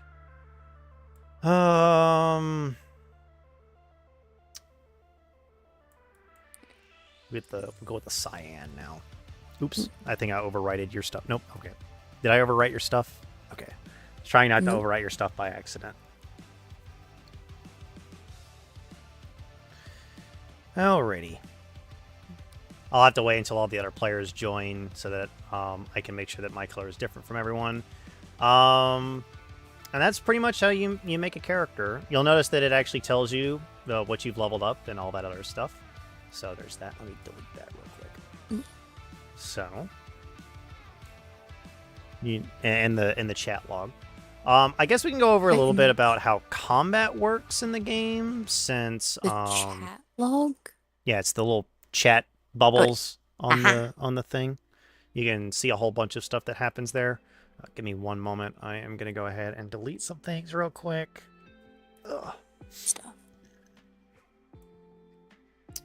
Alrighty.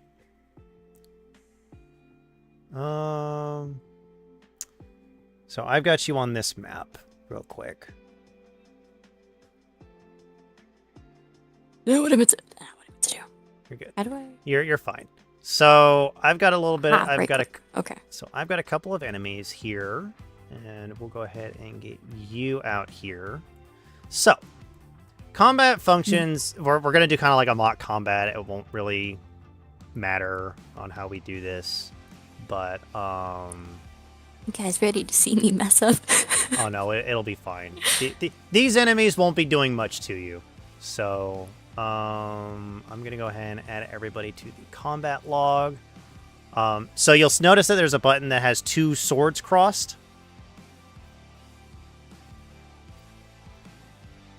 Let me make these. Let me edit these appearances and make them slightly different so that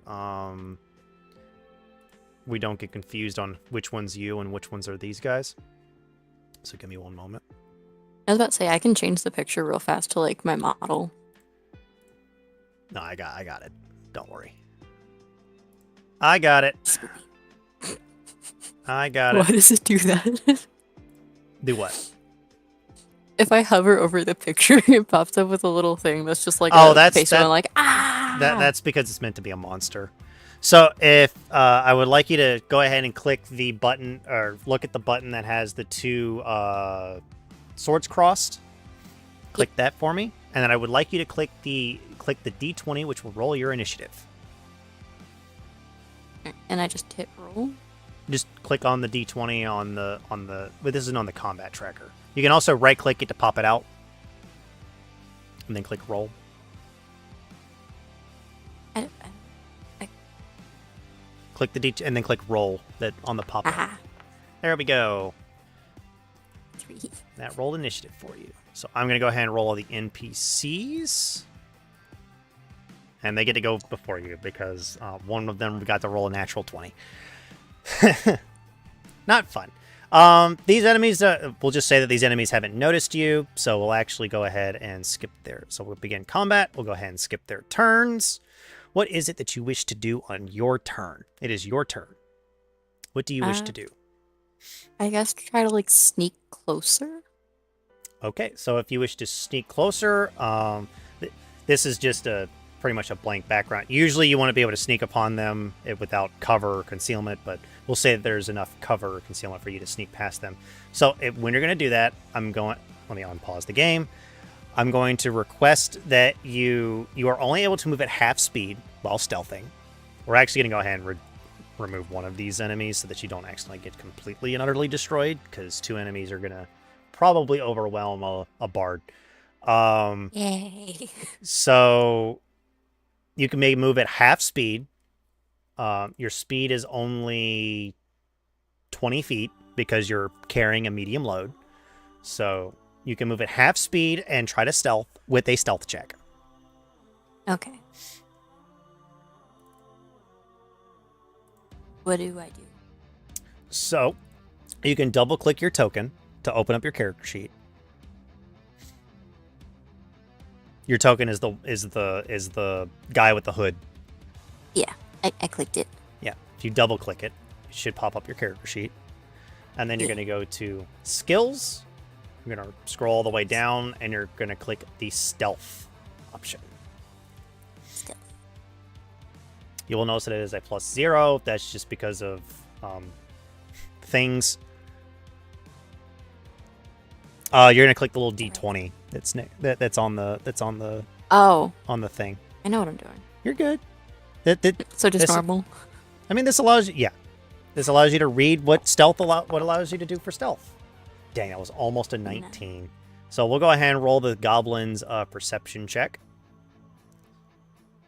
I don't think it has a high perception check. I actually have to pull up the monster stat block because I haven't fixed this character sheet yet. I'll do that so we can see all of it. Goblin. The goblin. Oh, it actually has a -1 to its perception, so it's probably not going to notice you. Fingers crossed, chat. It does not notice you. So you may go ahead and move closer if you so wish. You may move up to. You can do a half. You move at half speed, so you can only move up to 10 feet as your first movement. How many squares is that?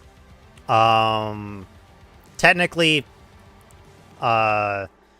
there's a ruler tool in your with the little character icon. Click the little measure distance, and that will allow you to measure out to 10 feet. And you'll notice that 2 diagonals is 15. So when you do that, push spacebar when you're done.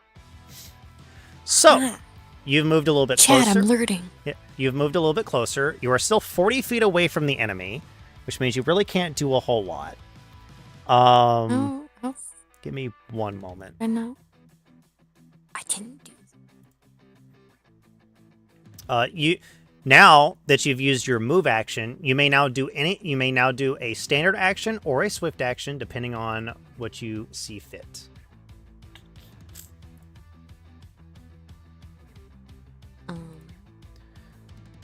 Standard action as in like cast a spell or take another move action if you so wish. I need to get a little closer. You can also ready an action for if the goblin approaches you. So say if the goblin gets within 30 feet of you, you get to cast a spell kind of situation.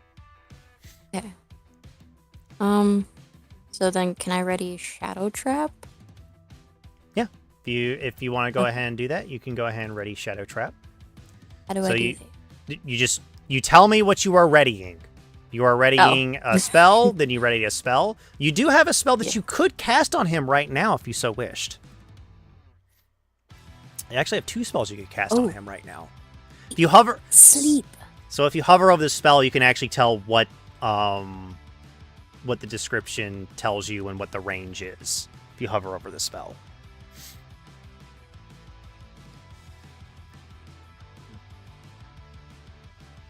So, well... Oh, wait, no, this is within... Hold on. So it says range, which is medium 120 feet. But it says within a 10-foot radius. So that is the area of effect that the spell radiates from. So you pick a point within 120 feet, and it radiates out to 10 feet, and all living creatures within 10 feet get affected by the spell. Okay, so then I will cast Sleep. So, to cast Sleep, click the little D20 button in your thing next to Sleep. Right. The button that looks like a D20. Clicked. Click Use.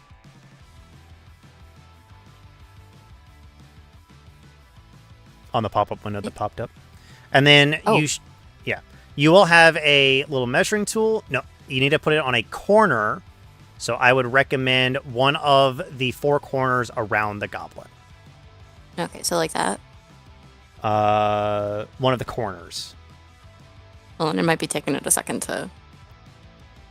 No, I can see it. A corner is, like, right there. Oh, like that. Okay. Yeah. And then I just click? Yep, and then you would click. Okay. Now what? And now that you've done that, it has to make a will save or fall asleep. So I will go ahead and roll the creature's will save. I don't think it has a high will save. I think it's got a negative to its will save. Yes, it does. So it's likely going to not succeed. Guys, I'm doing it. It does not succeed. You see it fall asleep immediately. Falls on the ground, asleep.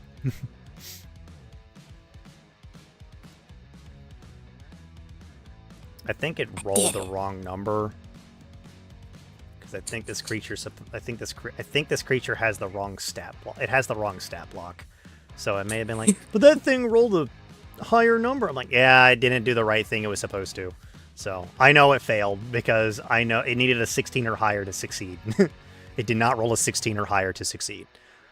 So it falls asleep. It is effectively asleep, prone. Oops. Still in combat, technically. Doesn't matter. We're still technically in combat. I just did the wrong thing. And so it is asleep. It is prone. And it is helpless. So, creature will be asleep for how long? Will this creature be asleep for? 2 minutes. This creature will be asleep for 2 minutes. So, you could effectively walk up to it and kill it if you wish to. Murder. Yeah. Do you wish to do that? We do the murder. We do the murder. Alrighty. So, that will end your turn. It's asleep. So, now it is your turn again. And I don't think it gets saved in order to try to wake up, too. Something has to wake it up, and with it being by itself, it's not waking up. So, so you can go ahead and move, so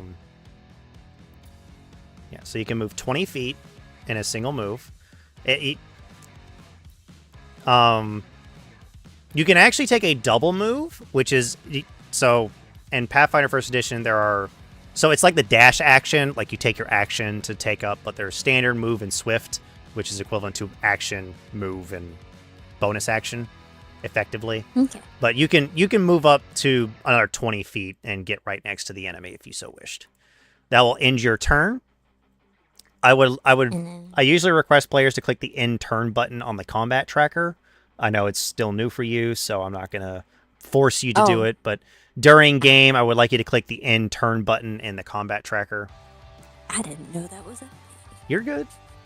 The goblin is still asleep. It is now your turn. Now, there are a couple of options you can do. You could just normally attack the creature, if you so wished, Or you could just brutally you could attempt to finish him off right here, right now, with something known as a coup de grace, which means you get to automatically crit against the creature and do that amount of damage versus the creature. We actually haven't set up you an attack yet. Let me go ahead and fix that for you real quick. Where is it? Where's your character sheet? Let me go ahead and get you an attack real quick. Let me go ahead and go through this and fix the attack. Guys, I'm gonna do a murder. So this does 1d4. Technically, it does at size 1/4. I think that's the correct. No, that's not how we do this. Is it that? Nope. Hold on.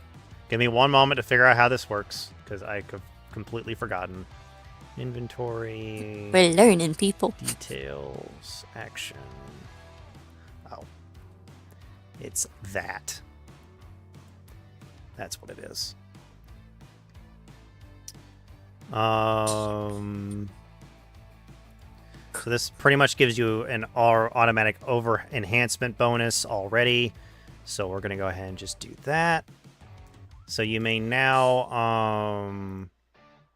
so let me go ahead and exit all of those, go to this, create attack. So you'll then go to your combat section of your character I'm already sheet. there. Oop, hold on, it's actually using the wrong thing because it's supposed to use your dexterity. Just gonna go ahead and make sure I fixed that already. Now you're gonna go ahead and click the little D20 button. D20. Next to your claw Okay. blades. Yep. And then I think it gives you an option to automatically crit. I think. No. Hang on. Let me check something real quick. Look close. Normal damage. So all you're gonna do is you're gonna go to the damage ability. Hang on. Damage ability. Give me one moment. Let me edit your crit range real quick on this thing so that you automatically crit even on a 1, and it does a crit multiplier of 2. So that should be correct now. So go ahead and just roll the attack normally. So single attack or full attack? Single attack. Yeah. So you effectively do 6 points of damage to this guy. Let me go ahead and change this back to what it's supposed to be. So you do 6 points of damage. So this creature now takes 6 points of damage, which I think automatically knocks him unconscious anyway.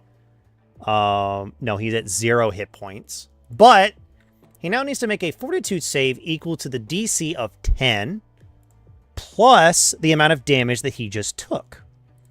So that means that he needs to make a DC 16 fortitude save. Let's see if he succeeds. Probably will not. What's this creature's fortitude save again? I don't think it's that high. It's +3, so he needs to roll 13 or higher in order to succeed.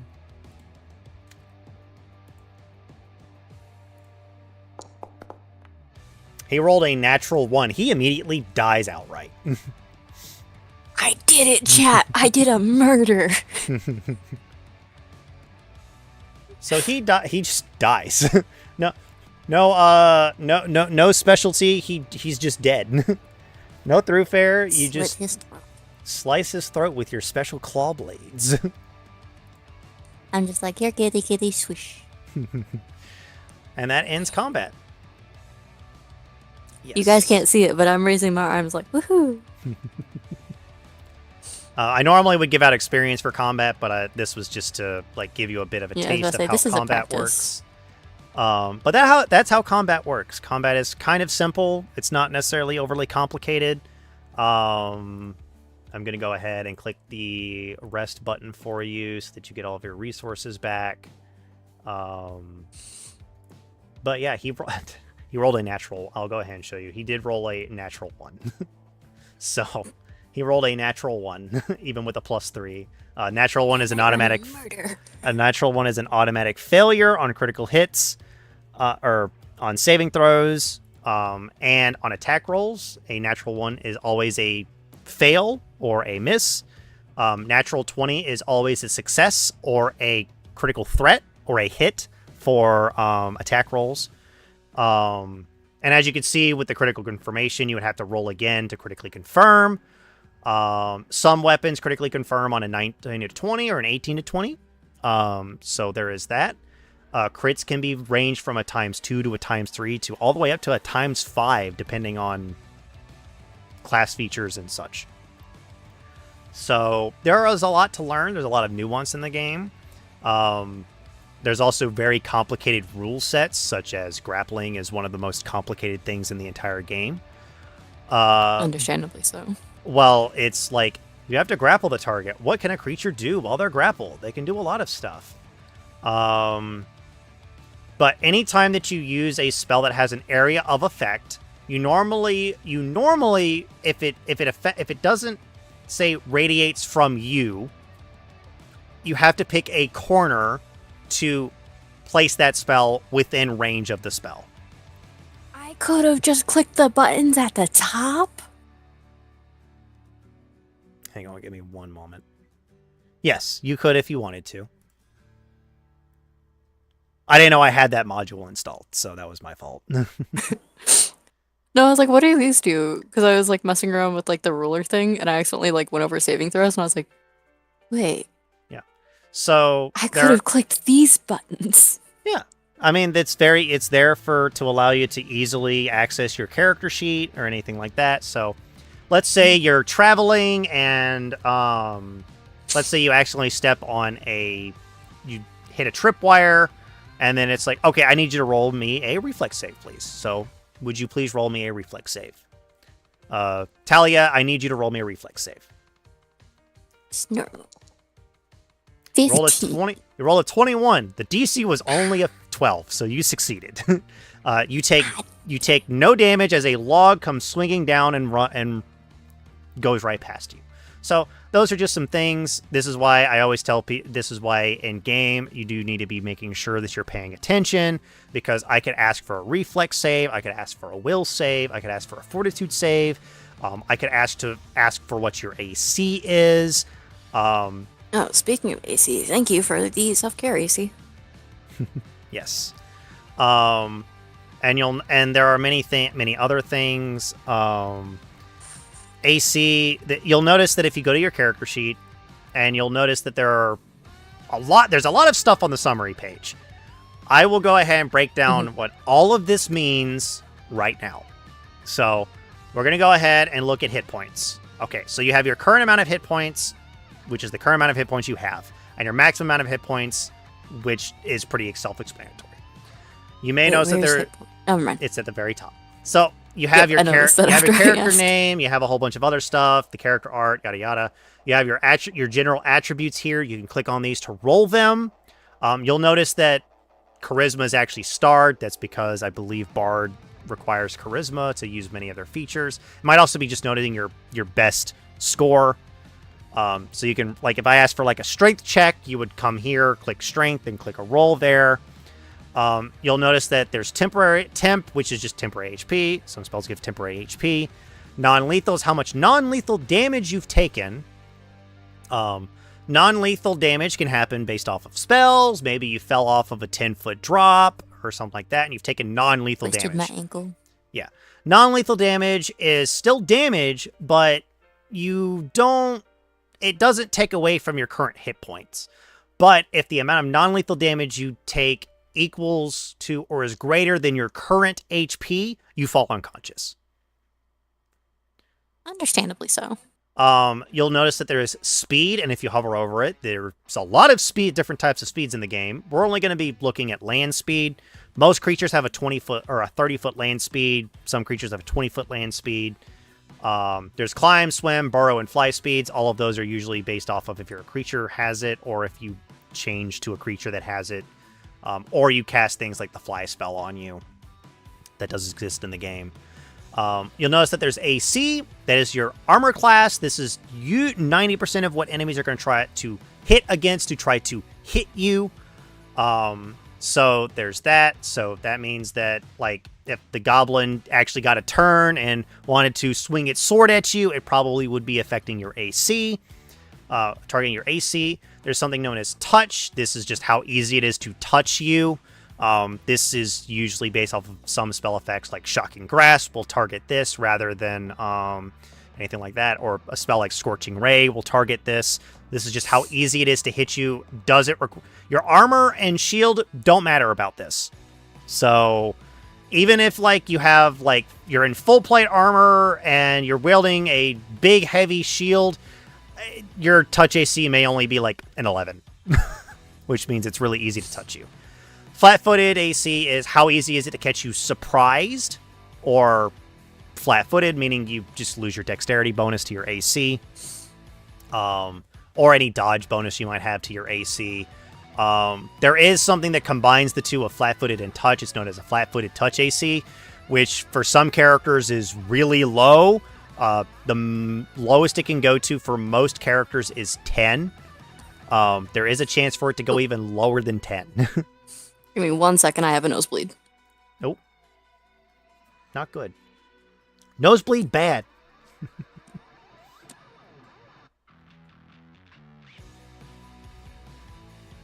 Nosebleed, bad. Guess we'll go ahead and take a little bit of a break. I haven't really taken one yet, so we'll go ahead and take a break on my side as well. We will be back.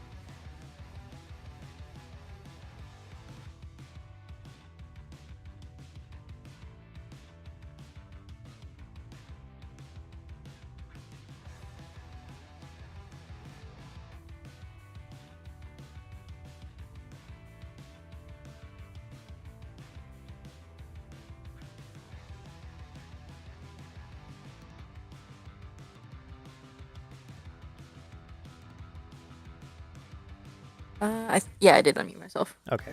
I saw that you had muted yourself, so just trying to make sure that you didn't accidentally unmute. Alrighty. That I didn't forget to unmute. Yes.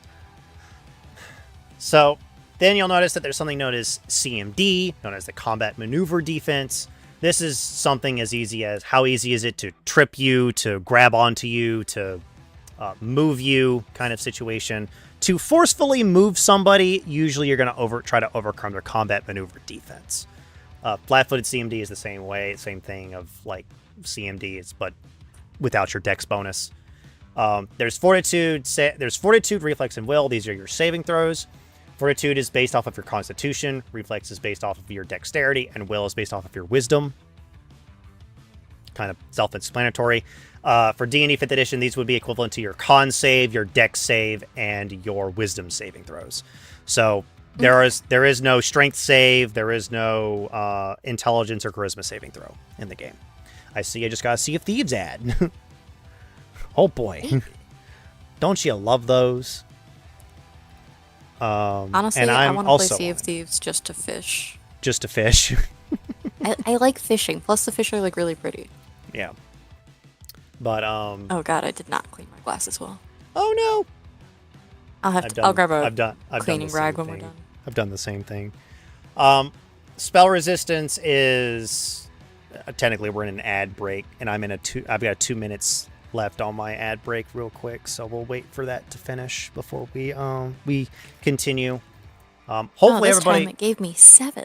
Oh boy, it's 3 minutes worth of ads, so I don't know what those ads are. But I don't know. I just had everyone, the Tim Horton smile cookie. everyone who's subscribed, how's everyone doing? Because if you subscribe, you don't have to worry about ads. So how's everybody doing? Apparently, I got 20 seconds left on my ad. I got 150 seconds left. I do 3 minutes ads because it gets rid of the pre-roll ads for an hour.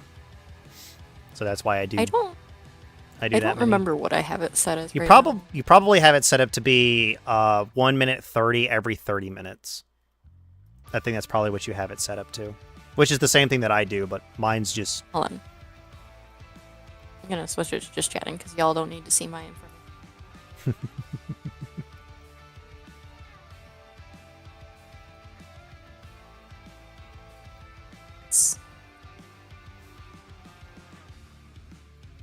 No, apparently I have it set up 3 minutes an hour. Oh, okay. Sometimes Twitch is supposed to give people 3-minute ads. Sometimes Twitch doesn't. Sometimes Twitch is weird. Sometimes Twitch is stupid. I have noticed that a lot. Do note that I have it to where it's the 3 minutes and then it disables the pre-roll. Yeah. Do note that the normal Pathfinder game doesn't have some things are automatically given to characters, some things aren't, such as by default in Pathfinder First Edition, you usually can't automatically use your dexterity to attack with finesse weapons, such as daggers, your natural attacks, and all that other stuff. So, but I play with a subset of rules that just gives that to you for free and gets rid of some of the feats that are just annoying and should just be basic things that characters have. So since your people are back, we'll go ahead and go over what spell resistance means. So spell resistance is kind of like AC except for spells. Some spells have something that says spell resistance, yes, which just means my attention. Sorry. No, you're good. Boyfriend's in the background, and he was making sounds, so I thought he was trying to get my attention. Oh no, I was just trying to make sure that you didn't have a question. So spell resistance is like AC except for spells. Okay. Spell resistance is like you have to roll in order to overcome the number and to allow your spells to take effect. If your spells allow your spells to take effect, a lot of spells have spell resistance. Yes, spell resistance is kind of the predecessor to what's known as legendary resistance, which means a creature can just say, yeah, no, I'm just not going to take the effect. It just automatically saves. Spell resistance instead is this creature never even got affected by it. So even if it saves, it could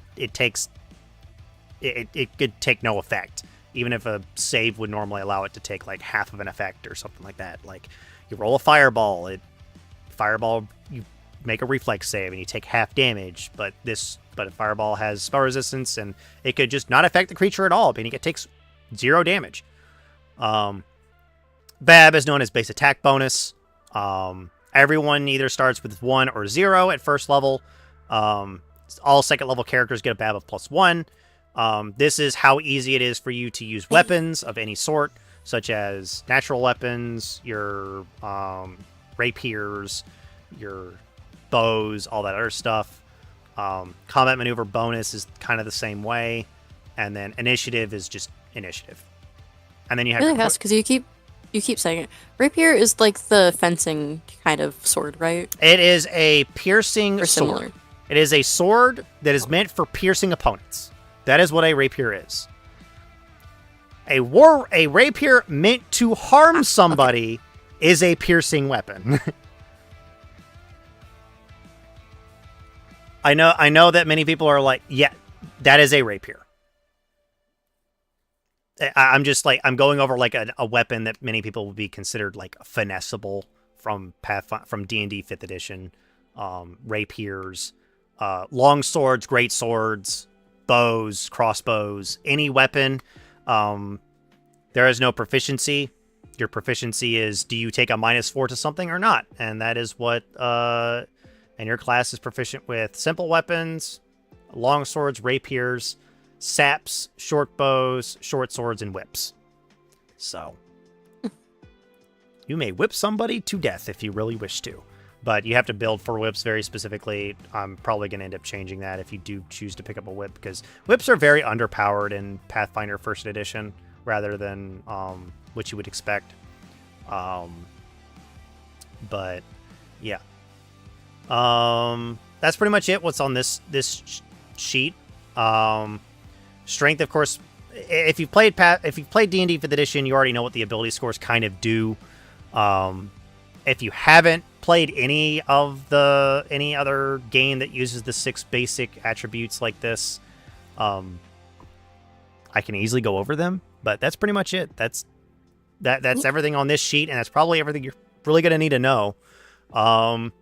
Do note that whenever I'm going to ask you for one of your basic defenses, which is going to be AC, your touch AC, your flat-footed, your CMD, or flat-footed CMD. Usually a flat-footed CMD won't come into play unless absolutely requires it. Or I'll ask you to make a Fortitude, Reflex, or Will save. So there's not going to be much of anything that I'm going to really ask of you. So it's like the same thing of I roll d20s to see if I hit you or not. I roll damage and see if you guys take half or not. Some classes get access to things like evasion, which allows you to take no damage on a successful reflex save, and stuff like that. So there are things that are useful, and I think Pathfinder First Edition allows you for more customizability. I know many people are like, but I like D&D 5th Edition. I'm like, you're fine to like D&D 5th Edition. If you don't like Pathfinder First Edition because it's just too archaic, it's just too number crunchy, and I'll go ahead and say this, it is probably going to be very number crunchy. There are a lot of spells that give like a +1 bonus, and you're like, why would I ever cast this spell? That's because a +1 bonus could easily mean that your character succeeds on a hit or saving throw. Stuff like that. I mean, it's like, you can already tell that compared to Dungeons and Dragons 5th Edition, your performances are already at +9, which I think for those, you usually don't get those that high in D&D 5th Edition. Like, the highest your performance skill can go at first level is what? You have a +3 and then a +2, so +5. I played D&D. So the maximum you can get is a +5. When in this game you could have a +5 just as a starting stat. So numbers get bigger faster in Pathfinder First Edition rather than in Dungeons and Dragons 5th Edition. Like I'll actually do this. Let's go to Archives of Nethys real quick. And we'll go ahead and pull up the classic monster that everyone loves to make fun of because it's so powerful and can easily be killed by an Bard Aarakocra that can just fly at first level because it has no ranged option. In Dungeons and Dragons 5th Edition. Yes, a lot of people make fun of the Tarrasque. Wait, is it not in here? The Tarrasque not... Yeah, I might have pest it. Hang on. I'm looking for the Tarrasque. Tarrasque, where are you? The World Ender or something? Yes, it is considered the most powerful monster in the entire game. Why can I not find the Tarrasque? Oh, is it because it's technically called the Spawn of Rovagug? Is that why? I watched a video compilation where like this D&D group literally were just doing like karaoke, and the bard had wild magic. And the bard was like, you know what? I'm gonna cast a spell to, make the mood like dancing lights and shit, right? Yep. And ended up casting a like magic breaking spell type thing and ended up unleashing a Tarrasque on the city. Because for some reason the city had a sleeping Tarrasque underneath it. Oops. And I was like, why would you do that? Oh no. Why would you ever do that? Well, because they were like, we're gonna make this an extra fun thing, and like this person every now and then their spells go chaotic, and It was a chaos sorcerer or something like that. Why can I not find the Yeah. Tarask in the... Oh, is it considered a unique monster? Is that why I can't find it? Technically, it's not the most overpowered it's not considered a unique monster either. Where the hell is it? Where is my Tarask? Can't find my Tarask. Hold on. I know it's in here. I know it exists. you're like, I shall find it. I misspelt it.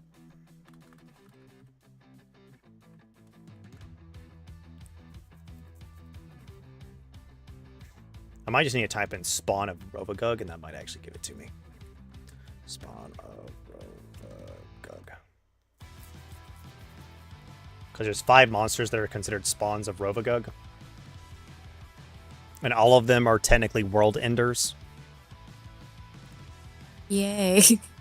Where is my... Oh, it's A. That's why I can't find... That's why I wasn't able to find it. It's Tarask. So, you may be... So, if... Okay, so I'm going to go ahead and go to D&D Beyond, because I actually do have a D&D Beyond account. Same. So I'm going to go ahead and really quickly hide. Hang on. That, so that you guys don't know what my stuff is when I log in.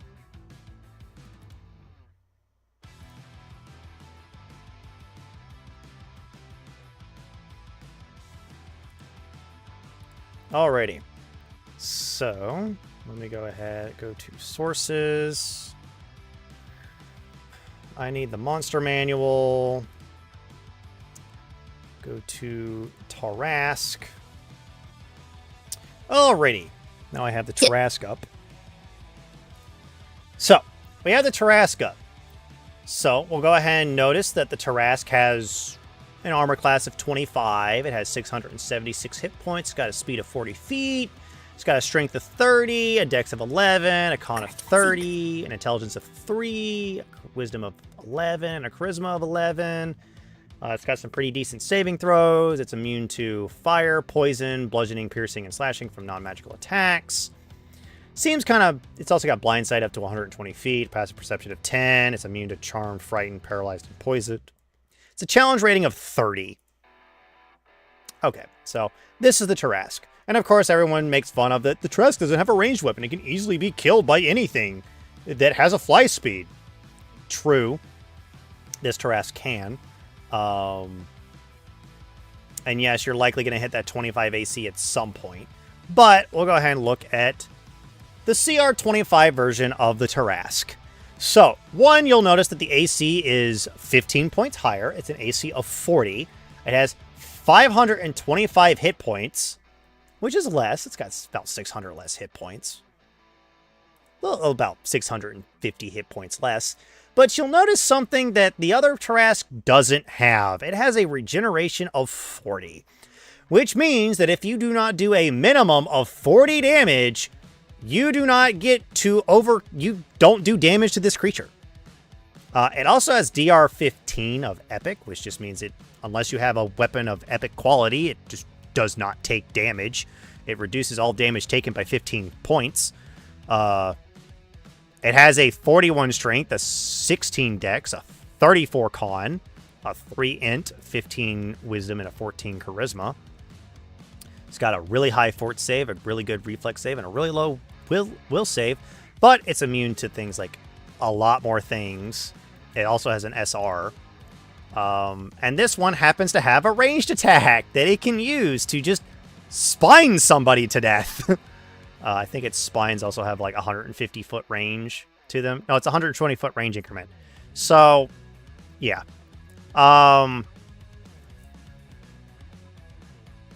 Just in the between the two. By the way, this is actually the Tarask. This Tarask is pretty much the exact same as it is in 3.5. So that's just showing that the differences between the two editions. Which I know sounds like a lot, but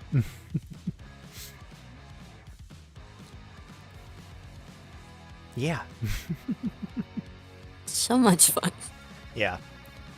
It also has a bite attack of a 37 plus 37, which means it only needs to roll a.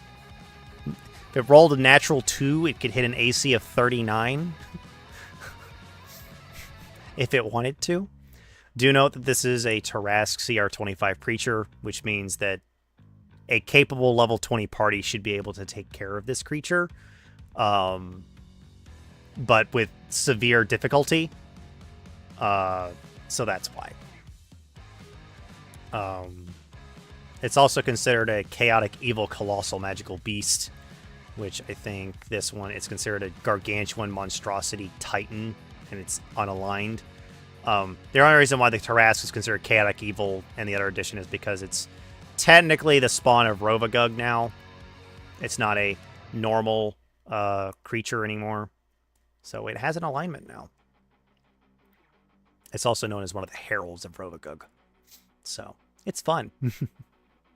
Yay. It's a city eater. It eats cities. It literally does a lot of it has the swallow whole ability, and it just eats cities because it has insatiable hunger. All right, chat, we're gonna fight that. No, I'm joking. Alrighty, I'll throw in the Tarask. Throw in your level 2 character. What do? I cast Sleep. It's immune to sleep. Oh no. Just like I'm in danger. hide.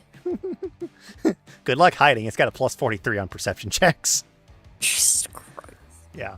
The Tarask is a monster that many people can probably take care of. Later down the line, you'll probably find ways of killing the Tarask. I'm going to go ahead and say this. Unless you guys get to level 20, you guys will never probably fight a Tarask. You might encounter a Tarask. There is a chance of encountering a Tarask, but you will not have to fight a Tarask.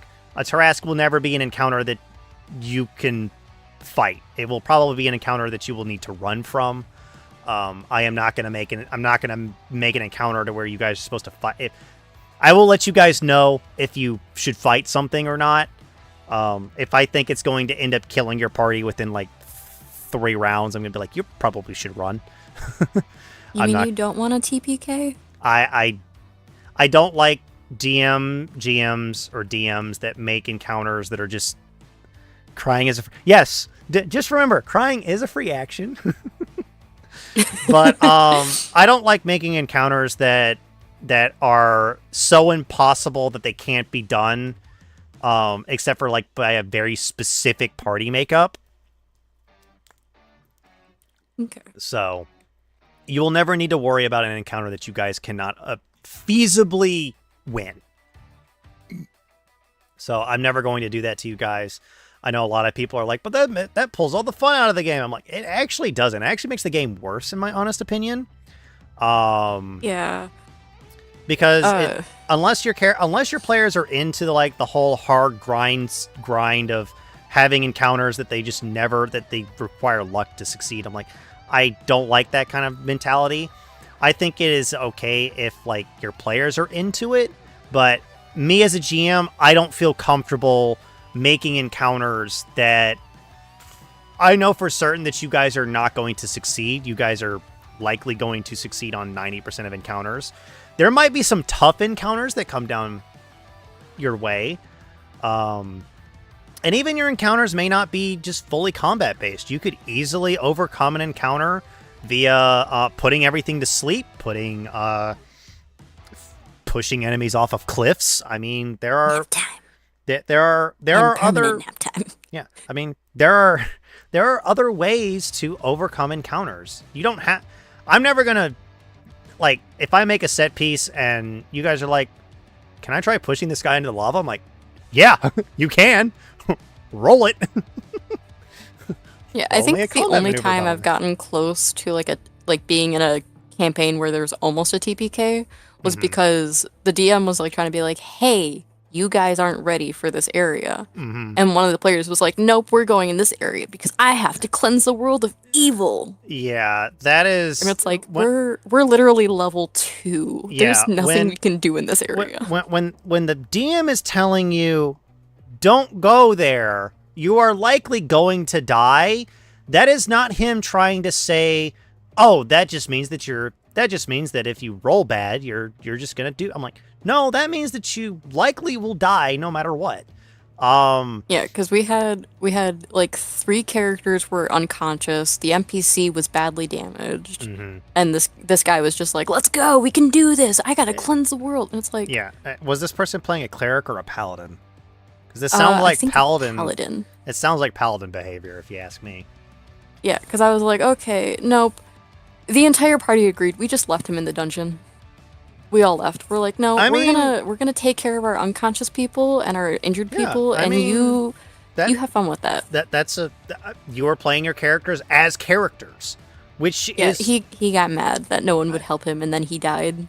It's like the GM already told everyone's badly injured. Why would you go into this area where everyone's badly injured? This makes no sense. We were like in basically the first room of the dungeon. Yeah, and the GM's already saying, you guys are not ready for this dungeon. And I'm like, I'm going to listen to the GM. And in character, yeah, I'd we be were like, all like, dude, what the fuck are you talking about? You think you can take on a like, horde of goblins by yourself? Go right ahead. Yeah, Screw we were going you. against like cultists. Yeah, that's it's like, that's always not a fun thing to do. I said, we're gonna go back to town, figure out a plan on like when we can come back, but we're gonna hold up a little bit. Yeah, it's also the thing of like, these are players too. Like everyone, like if there's 4 or 5 of you, remember everyone's the main character. You don't have main. There are people that I call they have main character syndrome. They have to be a part. Like this is something that is like they have to be a part of every single thing going on. That spotlight has to be on them, and I'm like, dude, what the hell? Let other players play the game. You're not the only one that gets to play this game, and you're not the main character. I hate to say it, but paladins are not the main character of the story. No. You have a quest, yes, that it says cleanse all evil. Fine. Remember that your character is not a 3 intelligent orc that thinks that it can take on the world because of other things. Your character shouldn't blindly follow his faith. To that he was degree. also trying to be kind of pervy with it too, and I was like, Yeah. Yeah. That campaign ended like the next day because we're like, no, we don't want to do this anymore. Yeah, I figured as much. And the player was like, "Hey, when are we playing next?" And we're like, "Oh, we're all too busy." Also, your character died. Yeah. So, I will mention that death is not the end of your character. When it comes to the game, there are ways to bring your character back from the dead. You mean I can be a spooky ghost? There are ways to being brought back that don't revolve your character being outright killed. I would easily be willing to work with you if a character happens to die in some way.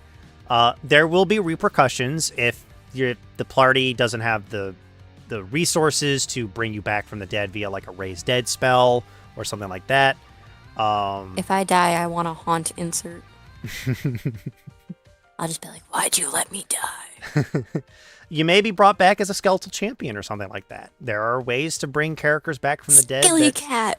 Yeah, there are ways to bring back characters from the dead that aren't just you will have some severe repercussions because you've been brought back from the dead. Death isn't the end of your character. Maybe you make a deal with the god of death or goddess of death, depending on setting. Maybe you make a deal with one of the deities around. Maybe a dark entity has claimed your soul and is giving you power, but you can only stay on the living until this certain thing is done, kind of situation. Maybe you only have 5 years left to live. Like, there are many different ways. True. But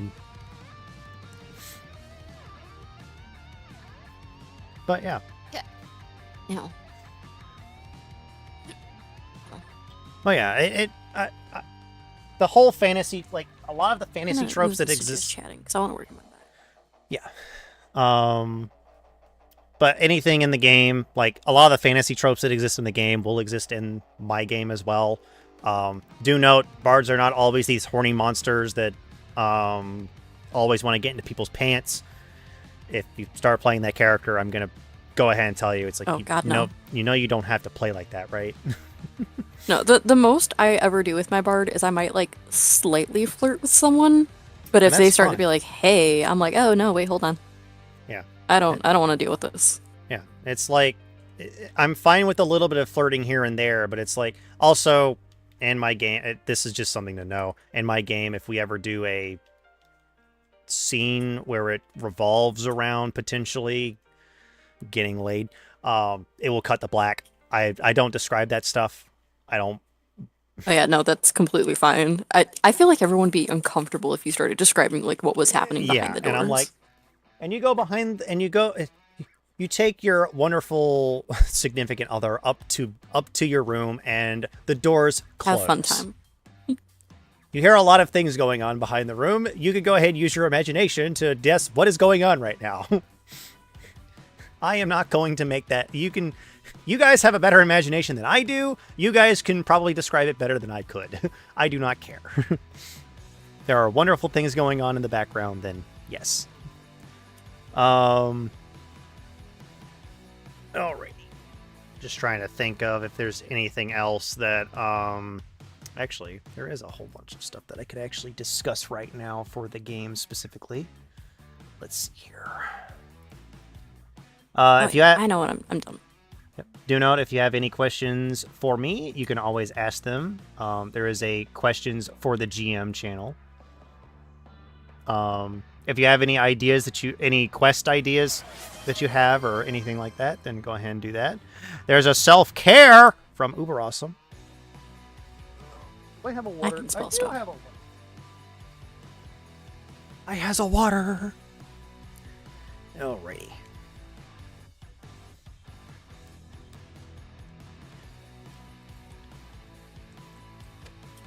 I need to drink some water anyway. Ugh. Well, yeah. If you do get confused on which game you're playing, let me know because of other things. Just some basic things. Items are very important in Pathfinder First Edition, so your character progression isn't just based around your whole class and abilities that you get and the feats that you pick up. They're also based around the magic items that you pick up. Sorry. You're fine. Boyfriend made a smoothie and had me try it, and I do not like it. No likey. No likey smoothie. But yeah. There are many things in the game. Pathfinder is more based around item progression rather than just class progression, unlike Dungeons & Dragons 5th Edition, where I believe that game you could actually play without any magic items.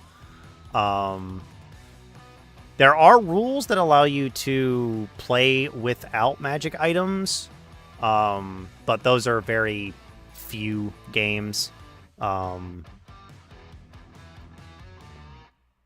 you doing? Me? Yes, because I see you doing Typing stuff. out my story. Okay. You're good. Which I think that's about as depth as my brain will let me go for right now. That's fine. Make sure you push There save, we go. because if you don't, it will delete it. Yeah, I think I did it. Alrighty. Yes. Foundry will delete anything that you do not save. If you do not save it, it will delete it when you push the exit button. It does not autosave. Gotta make sure it's saved. Yep. Looks like it's saved. But always remember that crying is a free action and running away is always an option. If you think your characters can't take care of something, then run away. And it also might come down to that rolls just happen to be like, you guys can't roll above a 2 and I can't roll below a 11 or 12, or a 15, and I'm like, well, it is a learned skill. It is very much a learned skill. An encounter that I expected you guys to like dumpster I'm dumpstering you for some odd reason. I'm like, what's going on? This is one single creature. You guys should be dumpstering this thing. And then I realized that none of you rolled above a 3 all night. And I'm like, oh, maybe I should throw something else in here that will fight this creature alongside you guys. Or maybe I'll start lowering its health because it's now disintegrating or something like that, so that you guys don't immediately die. It's like, oh no, it stepped in water. Water that damage. That it's extreme weak to. It starts dissolving. Just kidding. It's a cotton candy monster. Oh no. Yeah. Little did you know, it's actually made out of oil. So you set it on fire. But there are things that can happen that will cause games to that will cause some sessions and some encounters to be not as successful. I will try in game to have at most one encounter per session. It doesn't have to be a combat encounter. It could be a social encounter, which means you get to flex those charisma skills. It could be just like, hey, how you doing? Yeah, it's easy to do any of those. I'm not gonna say that it is an easy thing. GMing or DMing is not an easy thing to do. Just remember that the GM is not there to make your guys' life suffer. The GM is there to just be kind of like a mediary between you guys and the rules, not necessarily And I'll say this, the rule of cool is probably going to be like the major thing.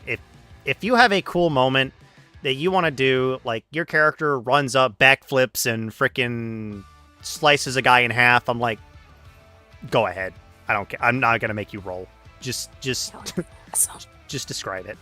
Rule of cool, I'm going to let it slide. There are some things that I will let you know if that doesn't fly or something like that. It will usually be if it is a no, there will usually be a but that comes after it, or it'll be yes and or no but. There will never be a situation where I try to take away agency from you guys. You guys are the ones that dictate this story. I will throw encounters at you guys, and right now the party is traveling to a dungeon. They got ambushed by a couple of goblins that they easily dispatched. So goblins have kind of been like the primary thing that they've been fighting, but goblins are like level 1 cannon fodder, so I thought it would be an easy thing to do. I think right now they have a paladin and cleric helping them out that are effectively red shirts at the moment because they didn't really have a full party of... There was only 2 of them, and they didn't have a full party of 4. So...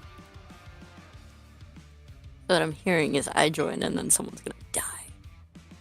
Or a couple of people are gonna die. Oh no. Hopefully not. There will be 2 deaths on your hand. I'm just kidding. Likely no one will actually die. If that does happen, then that means I've really screwed up the encounters that you guys will be going through.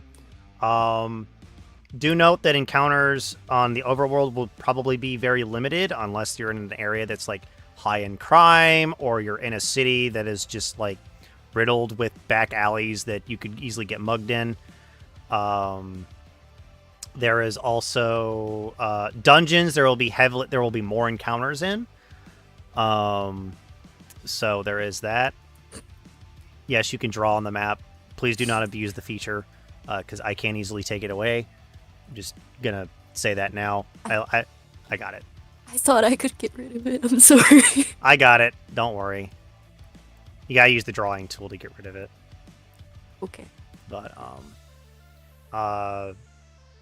yeah, that's pretty much it. I believe some creators actually do use Foundry. I believe the main one that uses this is known as Narrative Declaration. Shout out to those guys. They play Pathfinder 2nd Edition most of the time, so there's that. But yeah, given access to a lot of things and all other stuff. So I think it is a wonderful thing that we get to, like, virtual tabletops exist all over the place. This one is the GM is the only one that really needs to buy this, and then all players can play it for free. Pathfinder 1st Edition, and including Pathfinder 2nd Edition and Starfinder, all of their rules are free online. You do not need to spend $80 on a book in order to get into Pathfinder 1st Edition, 2nd Edition, or Pathfinder or Starfinder. And I think Starfinder 2nd Edition is about to come out. So if you want to get into tabletop RPGs and all that, I'd highly recommend probably starting with Pathfinder 1st or 2nd Edition if you're into fantasy. If you're into like space fantasy, then I would recommend Starfinder. But yeah.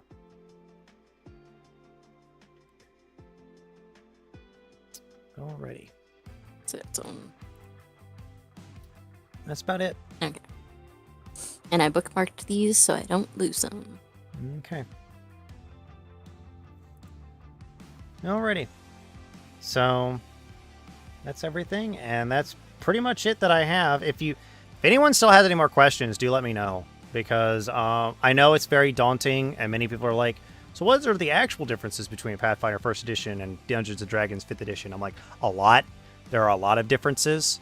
Oh, yeah. Like, characters don't get like access D&D Beyond, you just click like 3 things and you have a character. Yeah, and Pathfinder, you have to click a lot of things and then you have a character. Yeah. But it's not like... It's not complicated like I thought it was going to be. Mm-hmm. It's just a lot. And there's a lot, and it's like, what? It's like when you go to race it, when you look at the player's handbook, the original core rulebook, it's like, oh, you only have access to 12 class or 11 classes and like 6 races or 7 races, and it's like, oh, that's not too bad. And then you look and you're like, you got to pick your skills, you got to pick your feats. Sometimes a character, a bunch of stuff. A character can start off with 3 feats that they have to pick at first level, which is a lot. So there's that. There's a lot that's different. Weapons are very different. Every weapon technically does have a critical threat on a 20, but some weapons will crit on a 19 or even an 18. There are magic weapons that that double that threat and range, to where you can crit on a 15 to 20 if you so wished. There are options that are there that make characters more liable to be more specialized. Your wizards that take fireball are probably just as powerful as your sorcerers that take fireball. Also, fireball doesn't do 8d6 of damage. It does 5d6 of damage when you first get it, up to a maximum of 10d6. I mean, I can't just crit. I mean, you can't just roll 8d6 of fire damage and call it a day. No, you only get to roll 5d6 of fire damage. Also, bards sadly don't get access to fireball. And there's really no way for them to get access to fireball by default. Wait, do bards have fireball in D&D? They can get access to it due to the class feature known as Magical Secret, which doesn't exist in Pathfinder 1st Edition. I didn't even know that was a thing. Yep. You gotta be like a 11th level bard for it to happen, though. So that's why most people don't get it. It's because campaigns don't end at like level 12 or something like that. Unless you're a lore bard. If you're a lore bard, you get at 3rd level. So you can actually get fireball quite early. But that's mainly everything. Creating a character is not hard, but it's like, I want to play a class. I'm like, you can't really revolve around just playing a class. You got to kind of think about, what kind of character do I want to play? Do I want to play a character that is good with a bow? Do I want to play a character that is good at casting spells? Do I want a character that has a mix of both. Do you want a character that is a lot of things? That instead of like in Dungeons and Dragons 5th edition, where it's like you pick a fighter and then you're gonna get the bog standard basic fighter. I'm like, well, here's the funny thing: anything a fighter can do, it can usually do it better than 90% of other classes. Some of the classes have very specific play styles. So the Cavalier, which is normally a fighter archetype, is good at mounted combat. Your fighter can do mounted combat. Paladins are good at mounted combat. Fighters can still do mounted combat. Like 6 classes get access to an animal companion, or some form of companion that's not just an animal companion.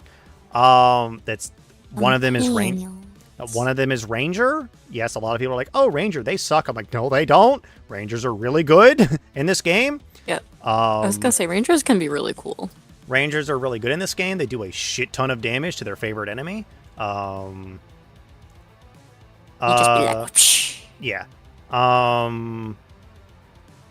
Paladins are bringers of justice. Anti-paladins are bringers of destruction. Well, destruction. Anything you can think of that's considered evil. That's what anti-paladins do. There are clerics. There are druids. Druids are limited on the alignment that they can be. Clerics and paladins have to be lawful good. Anti-paladins have to be chaotic evil. There are like monks are not a D8 hit die class in Pathfinder. Well, the Unchained version is not a D8 hit die class. They're a D10 hit die class, which means they actually have more hit points on average than a D&D 5e monk. Monks are the only ones that get access to something known as unarmored defense. They get an AC bonus for being unarmored, and they get to add their wisdom bonus to their AC. So that's pretty normal. A lot of other things. I'm just like running through the things that are like the same or different or similar, and bards are. Model just had attitude. My model or your model? My model, because I was like trying to adjust the calibration, and she rolled her eyes, and I'm like, "Excuse me, I'm trying to fix stuff." Oh, come on. She was looking grumpy, and I'm like, "Okay, gotta fix it to where you're tracking properly." And then she just like rolled her eyes, and I'm like, "Oh, listen here, little miss." Yeah, but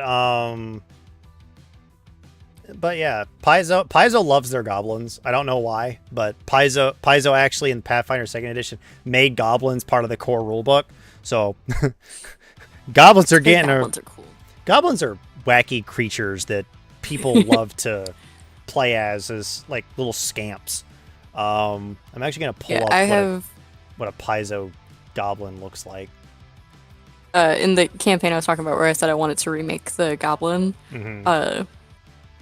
So she's fun because to like people standards, she's really dumb. Mm-hmm. But to like goblin standards, she's actually pretty smart, just in a different way. Because she can speak common, kind of like a toddler, but she can speak common. But then also, later on, I plan on having it. I've already talked to the DM about it. I plan on having it to where like they have to do something with art.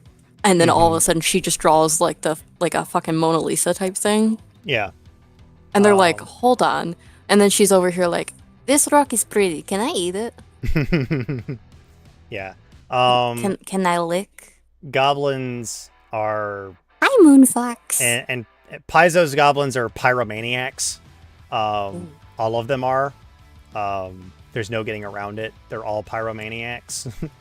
They love fire. They love using fire. They're all pyromaniacs. They worship fire. I'm doing pretty good. We just finished up making my character, I think, right? Yes. I'm just discussing. Okay. Yeah. I'm just discussing fantasy stuff. We're now just discussing fantasy stuff in general. Yeah, I was about to say we're just talking about like games and other fantasy things. Mm-hmm. Although I think it would actually be about time to go ahead and end stream. We've been going about this for about 2 hours. No, 3 hours actually now. I was about to say, mine says almost 3 hours. I think I might switch over to like some games. I might do the same thing. But I think we're done. I don't think we have any games that we actually have together, do we? I have no idea. Well, let me Hold go on. ahead and do this. Let me go ahead and pause the stream real quick. Put it on pause so that everyone knows that I'm not ending just yet. But let's see here. Sorry. I had to quickly go over to Discord because Azriel's trying to make me a PNG of my mushroom girl since I have one of the mushroom jelly. Gotcha. And so he's like, here's some steps that I've done so far. And I'm like, she's so cute. I have thank you boulders. for the bit. Let me see here. Alright, are we going from Steam? Let me go ahead and look at my Steam games real quick. Got a lot. Because the ones I know off the bat are like I have Lethal and then Content. I don't even think I have Lethal Company. Sadly, I haven't shelled out the $5 to grab it just yet. I just made my spine crack. Oh boy. All I did was readjust in my Local seat. treasure trove is going on. No, why? Final Fantasy 14. Oh yeah. Damn it. Speaking of dolls, I did add a little bit more tears, so I'm gonna send you that picture. Oh. I'm not sure how I feel about the mouth. It doesn't Just know have that to, I did try my best. It doesn't have to be perfect. But I want it to look good. I know. Okay. New message. And sent. Because I feel like the mouth kind of looks more like a bird. Who is this? I hate that I'm getting random people that are just messaging me on Twitter at this point. Don't you just love when that happens? Well, they said hey, and it's like I trust your day is working out positively. Mind assuming I say something like this is a bot, because Yeah. I'm like I had a guy in my Discord for like the longest time, and I wasn't paying attention, and he messaged me, and I was like, oh, hi. And then I realized he's in my Discord, and it straight up, one of the rules is do not message unless there's like an issue. Like, don't private message. You can message in the chat, I don't care, but don't private message unless there's not issue. And he kept trying to like private message me, and finally I was like, hey, dude, like you need to respect my boundaries. Stop messaging unless there's an actual problem. Yeah, I get the same thing. And then thing. he was finally like, I get the same thing. he was finally from like, people. oh, okay, but one more thing before I stop messaging. I do logos and other things, and I was like, oh, nope, you're blocked. Yeah. Blocked and banned from the server because no. Yeah, I find it funny that I actually just got this today, and it's someone saying, hello, Braveheart. I'm like, no one ever calls me Braveheart. They just call me Brave. Which means that this... Also, I have it set up on the server there of ask, do not send me stuff.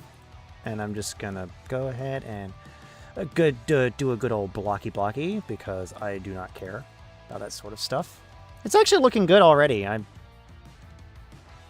Mouth looks more a bit beak-shaped, but hey. Yeah. My mouth is somewhat more beak-shaped than it normally is. Yeah, that's why I was like, I didn't know how to make it without it looking like a bird almost. I mean, that's why I gave you the side view, so that you could actually get... I picked a catfolk bard. Yep. So yeah. The Night Runner 06, thank you for the follow. My boyfriend's in the background like, oh my god, you picked a bard? Yeah. That's like literally all I play. Yes, but bards in Pathfinder play a lot differently than they do in Dungeons and Dragons 5th edition. So. And on the plus side, I'm not the kind of bard that's like, I would like to fuck the dragon. There will be a dragon. It might it may or may not request that it say it's like, yes, you've successfully seduced the dragon. You're not gonna take this much damage because dragon, you. My boyfriend in the background was like, I guess it depends on the dragon. Most dragons that are of a high enough level to where you could potentially seduce them are going to be gargantuan in size, and most dragons have a body slam attack that they can just deal damage that way. So, yeah. So yeah, chat, we're not gonna fuck the dragon because I don't need to take that much damage. No. I don't know how much damage it would do, but it's a 10d6 worth of damage. Yeah, no, we're not gonna chance it, chat. Yeah, sadly, I don't have any of. Oh, wait, hold on. I just noticed you have 7 days to die. I have that game, but not downloaded. I think. Yeah, I don't play that one often. Let me actually install it. Maybe I'll actually get back around to playing it. Yeah, because other than that, I have like Xbox game. What was that? Xbox Game Sound? Pass. Yeah. My computer made a Um, sound, and I don't know what the sound was. It was probably Oh, I got more bits. Thank you. More biddies! All the biddies! Thank you for the biddies, Moon. All the It's very appreciated. I actually have a bit goal going on right now. I know for my like whenever I get around to it, I do plan on doing a like subathon type thing, like a 12-hour stream. Yeah. I just have to, work around work, and then I also have to get like a divider set up in my room just because where my computer's set up, you see my entire room. Yeah. And you would also see my boyfriend, and I don't want to like accidentally face reveal him. Yeah, that's never a good thing. Yeah. Yeah. Because there is a plan of I will be using my actual camera, but I will be wearing a mask so you guys can't see my face. How dare. Just kidding. Just because I am uncomfy with showing my face. Boundaries are required, and and all that. Yep. But it's gonna be for every amount of for every X amount of biddies, you get your biddies or sub, you get your name written on me with washable marker. Oh, nice. And then for extra amount of biddies, you can have a message written down. Nice. And then I'm also thinking of doing like sticky notes. Yeah. My bit goal is actually once you hit the bit goal, I give that much money in gifted subs to the community. So it's more or less like giving back to the community kind of situation. That'd be cool. I feel bad, guys. I don't know how to set up the boops and head pats on OBS. I'm sorry. I think it's based on the program that you use. Well, I don't actually know how to use the program I use for the face tracking. I don't know how to do things in that other than just here's my model and it tracks my face. What you use? Animes, because it was the only thing I could find for free. I actually can go ahead and tell you that there's another one that you can get for free called Vinyan. Yes, it's called Vinyan. How do you spell that? Vinyan. The letter V and then Nyan. Yan. Like the Nyan cat. Is it on itch.io? Yes, it's on itch.io. Okay. We're gonna download that.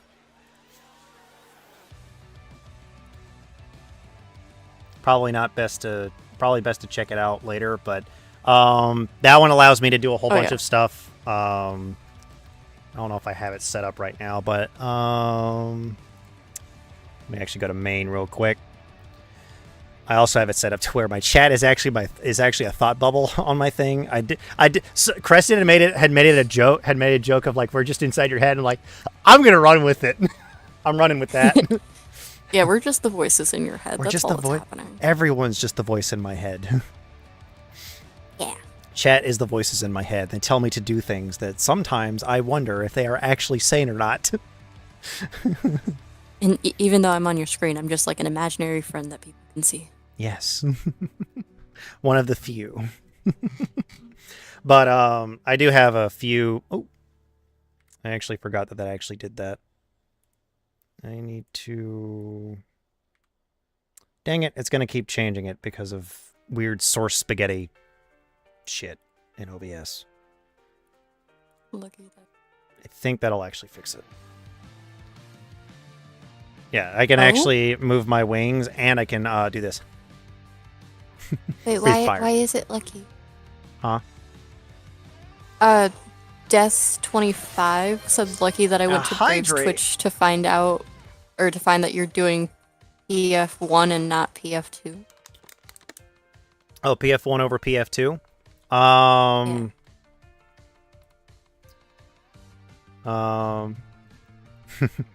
Yeah, Pathfinder 2nd Edition is I'll minus that and I'll deal with that later. Yeah.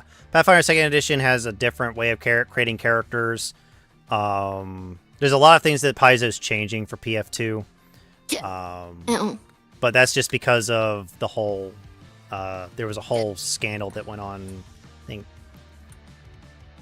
earlier this year or last year, that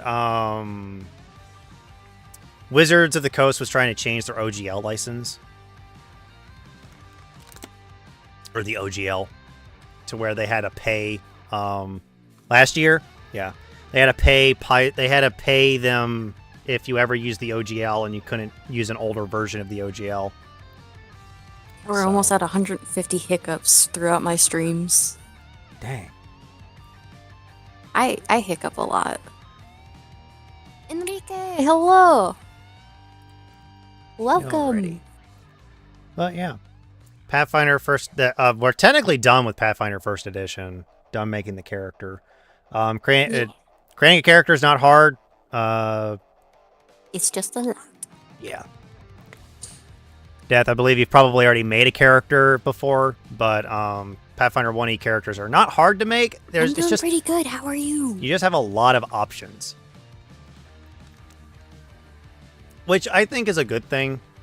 I think having a lot of options is good. It can be a bit daunting, especially when you look at the class list and you're like, I have access to 30 classes?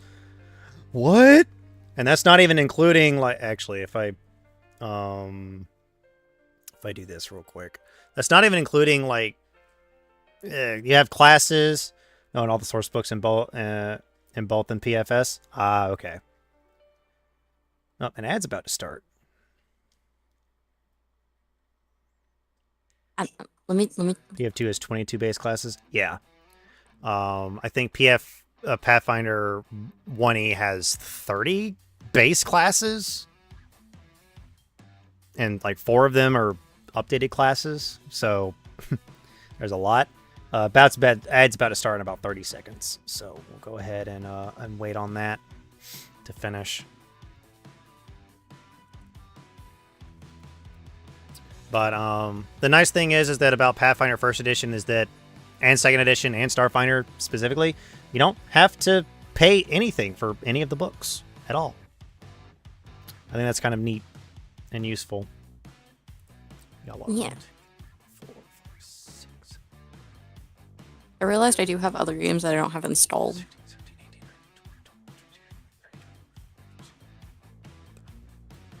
I also don't know what half of this stuff is. Or not even half, just like over half. Because just for lore? Yeah. A bunch of random stuff. Yeah. Buying the books is just for lore. There's 44 classes that exist in Pathfinder. There's technically 40 if you don't include the Unchained versions. There are 40 classes in Pathfinder 1st Edition that you could play as. And each of them play somewhat similarly between them, depending on class. But have you ever played a game called We Were Here? We Were Here? No, I have not. Yes.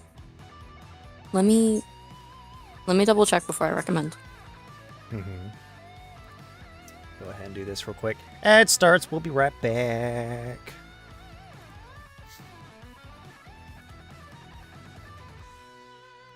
Okay, it is free. Oh, it is? It's free on Steam. It's kind of like a whatchamacallit? Like an escape room type thing. What's the game called? Where it's like, we were here, or we are here. We were here. We were here. I see. We were here together. Yeah, that's one of like there the it is. next games. We were here. Lost in a frozen wasteland and split up from your partner inside an abandoned castle. The only possession you have left is a walkie-talkie with a familiar voice on the other end. And the two of you find your way out in time. Thank you for the hug. I actually think that this game would be interesting to play. Let me go ahead and download it real quick. And this will be something that we'll probably need to do on an actual collab and not just like on a whim kind of situation. Probably.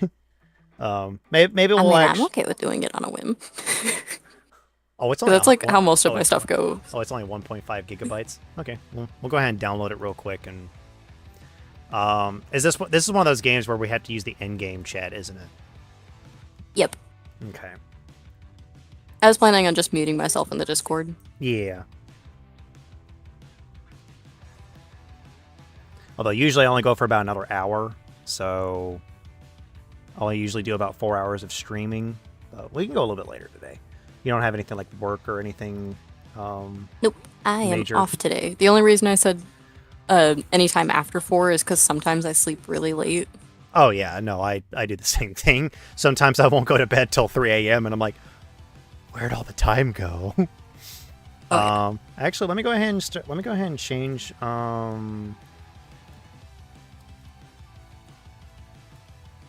Yeah, I'm gonna switch over to my PNG though. Okay. I'm gonna go ahead and change the title.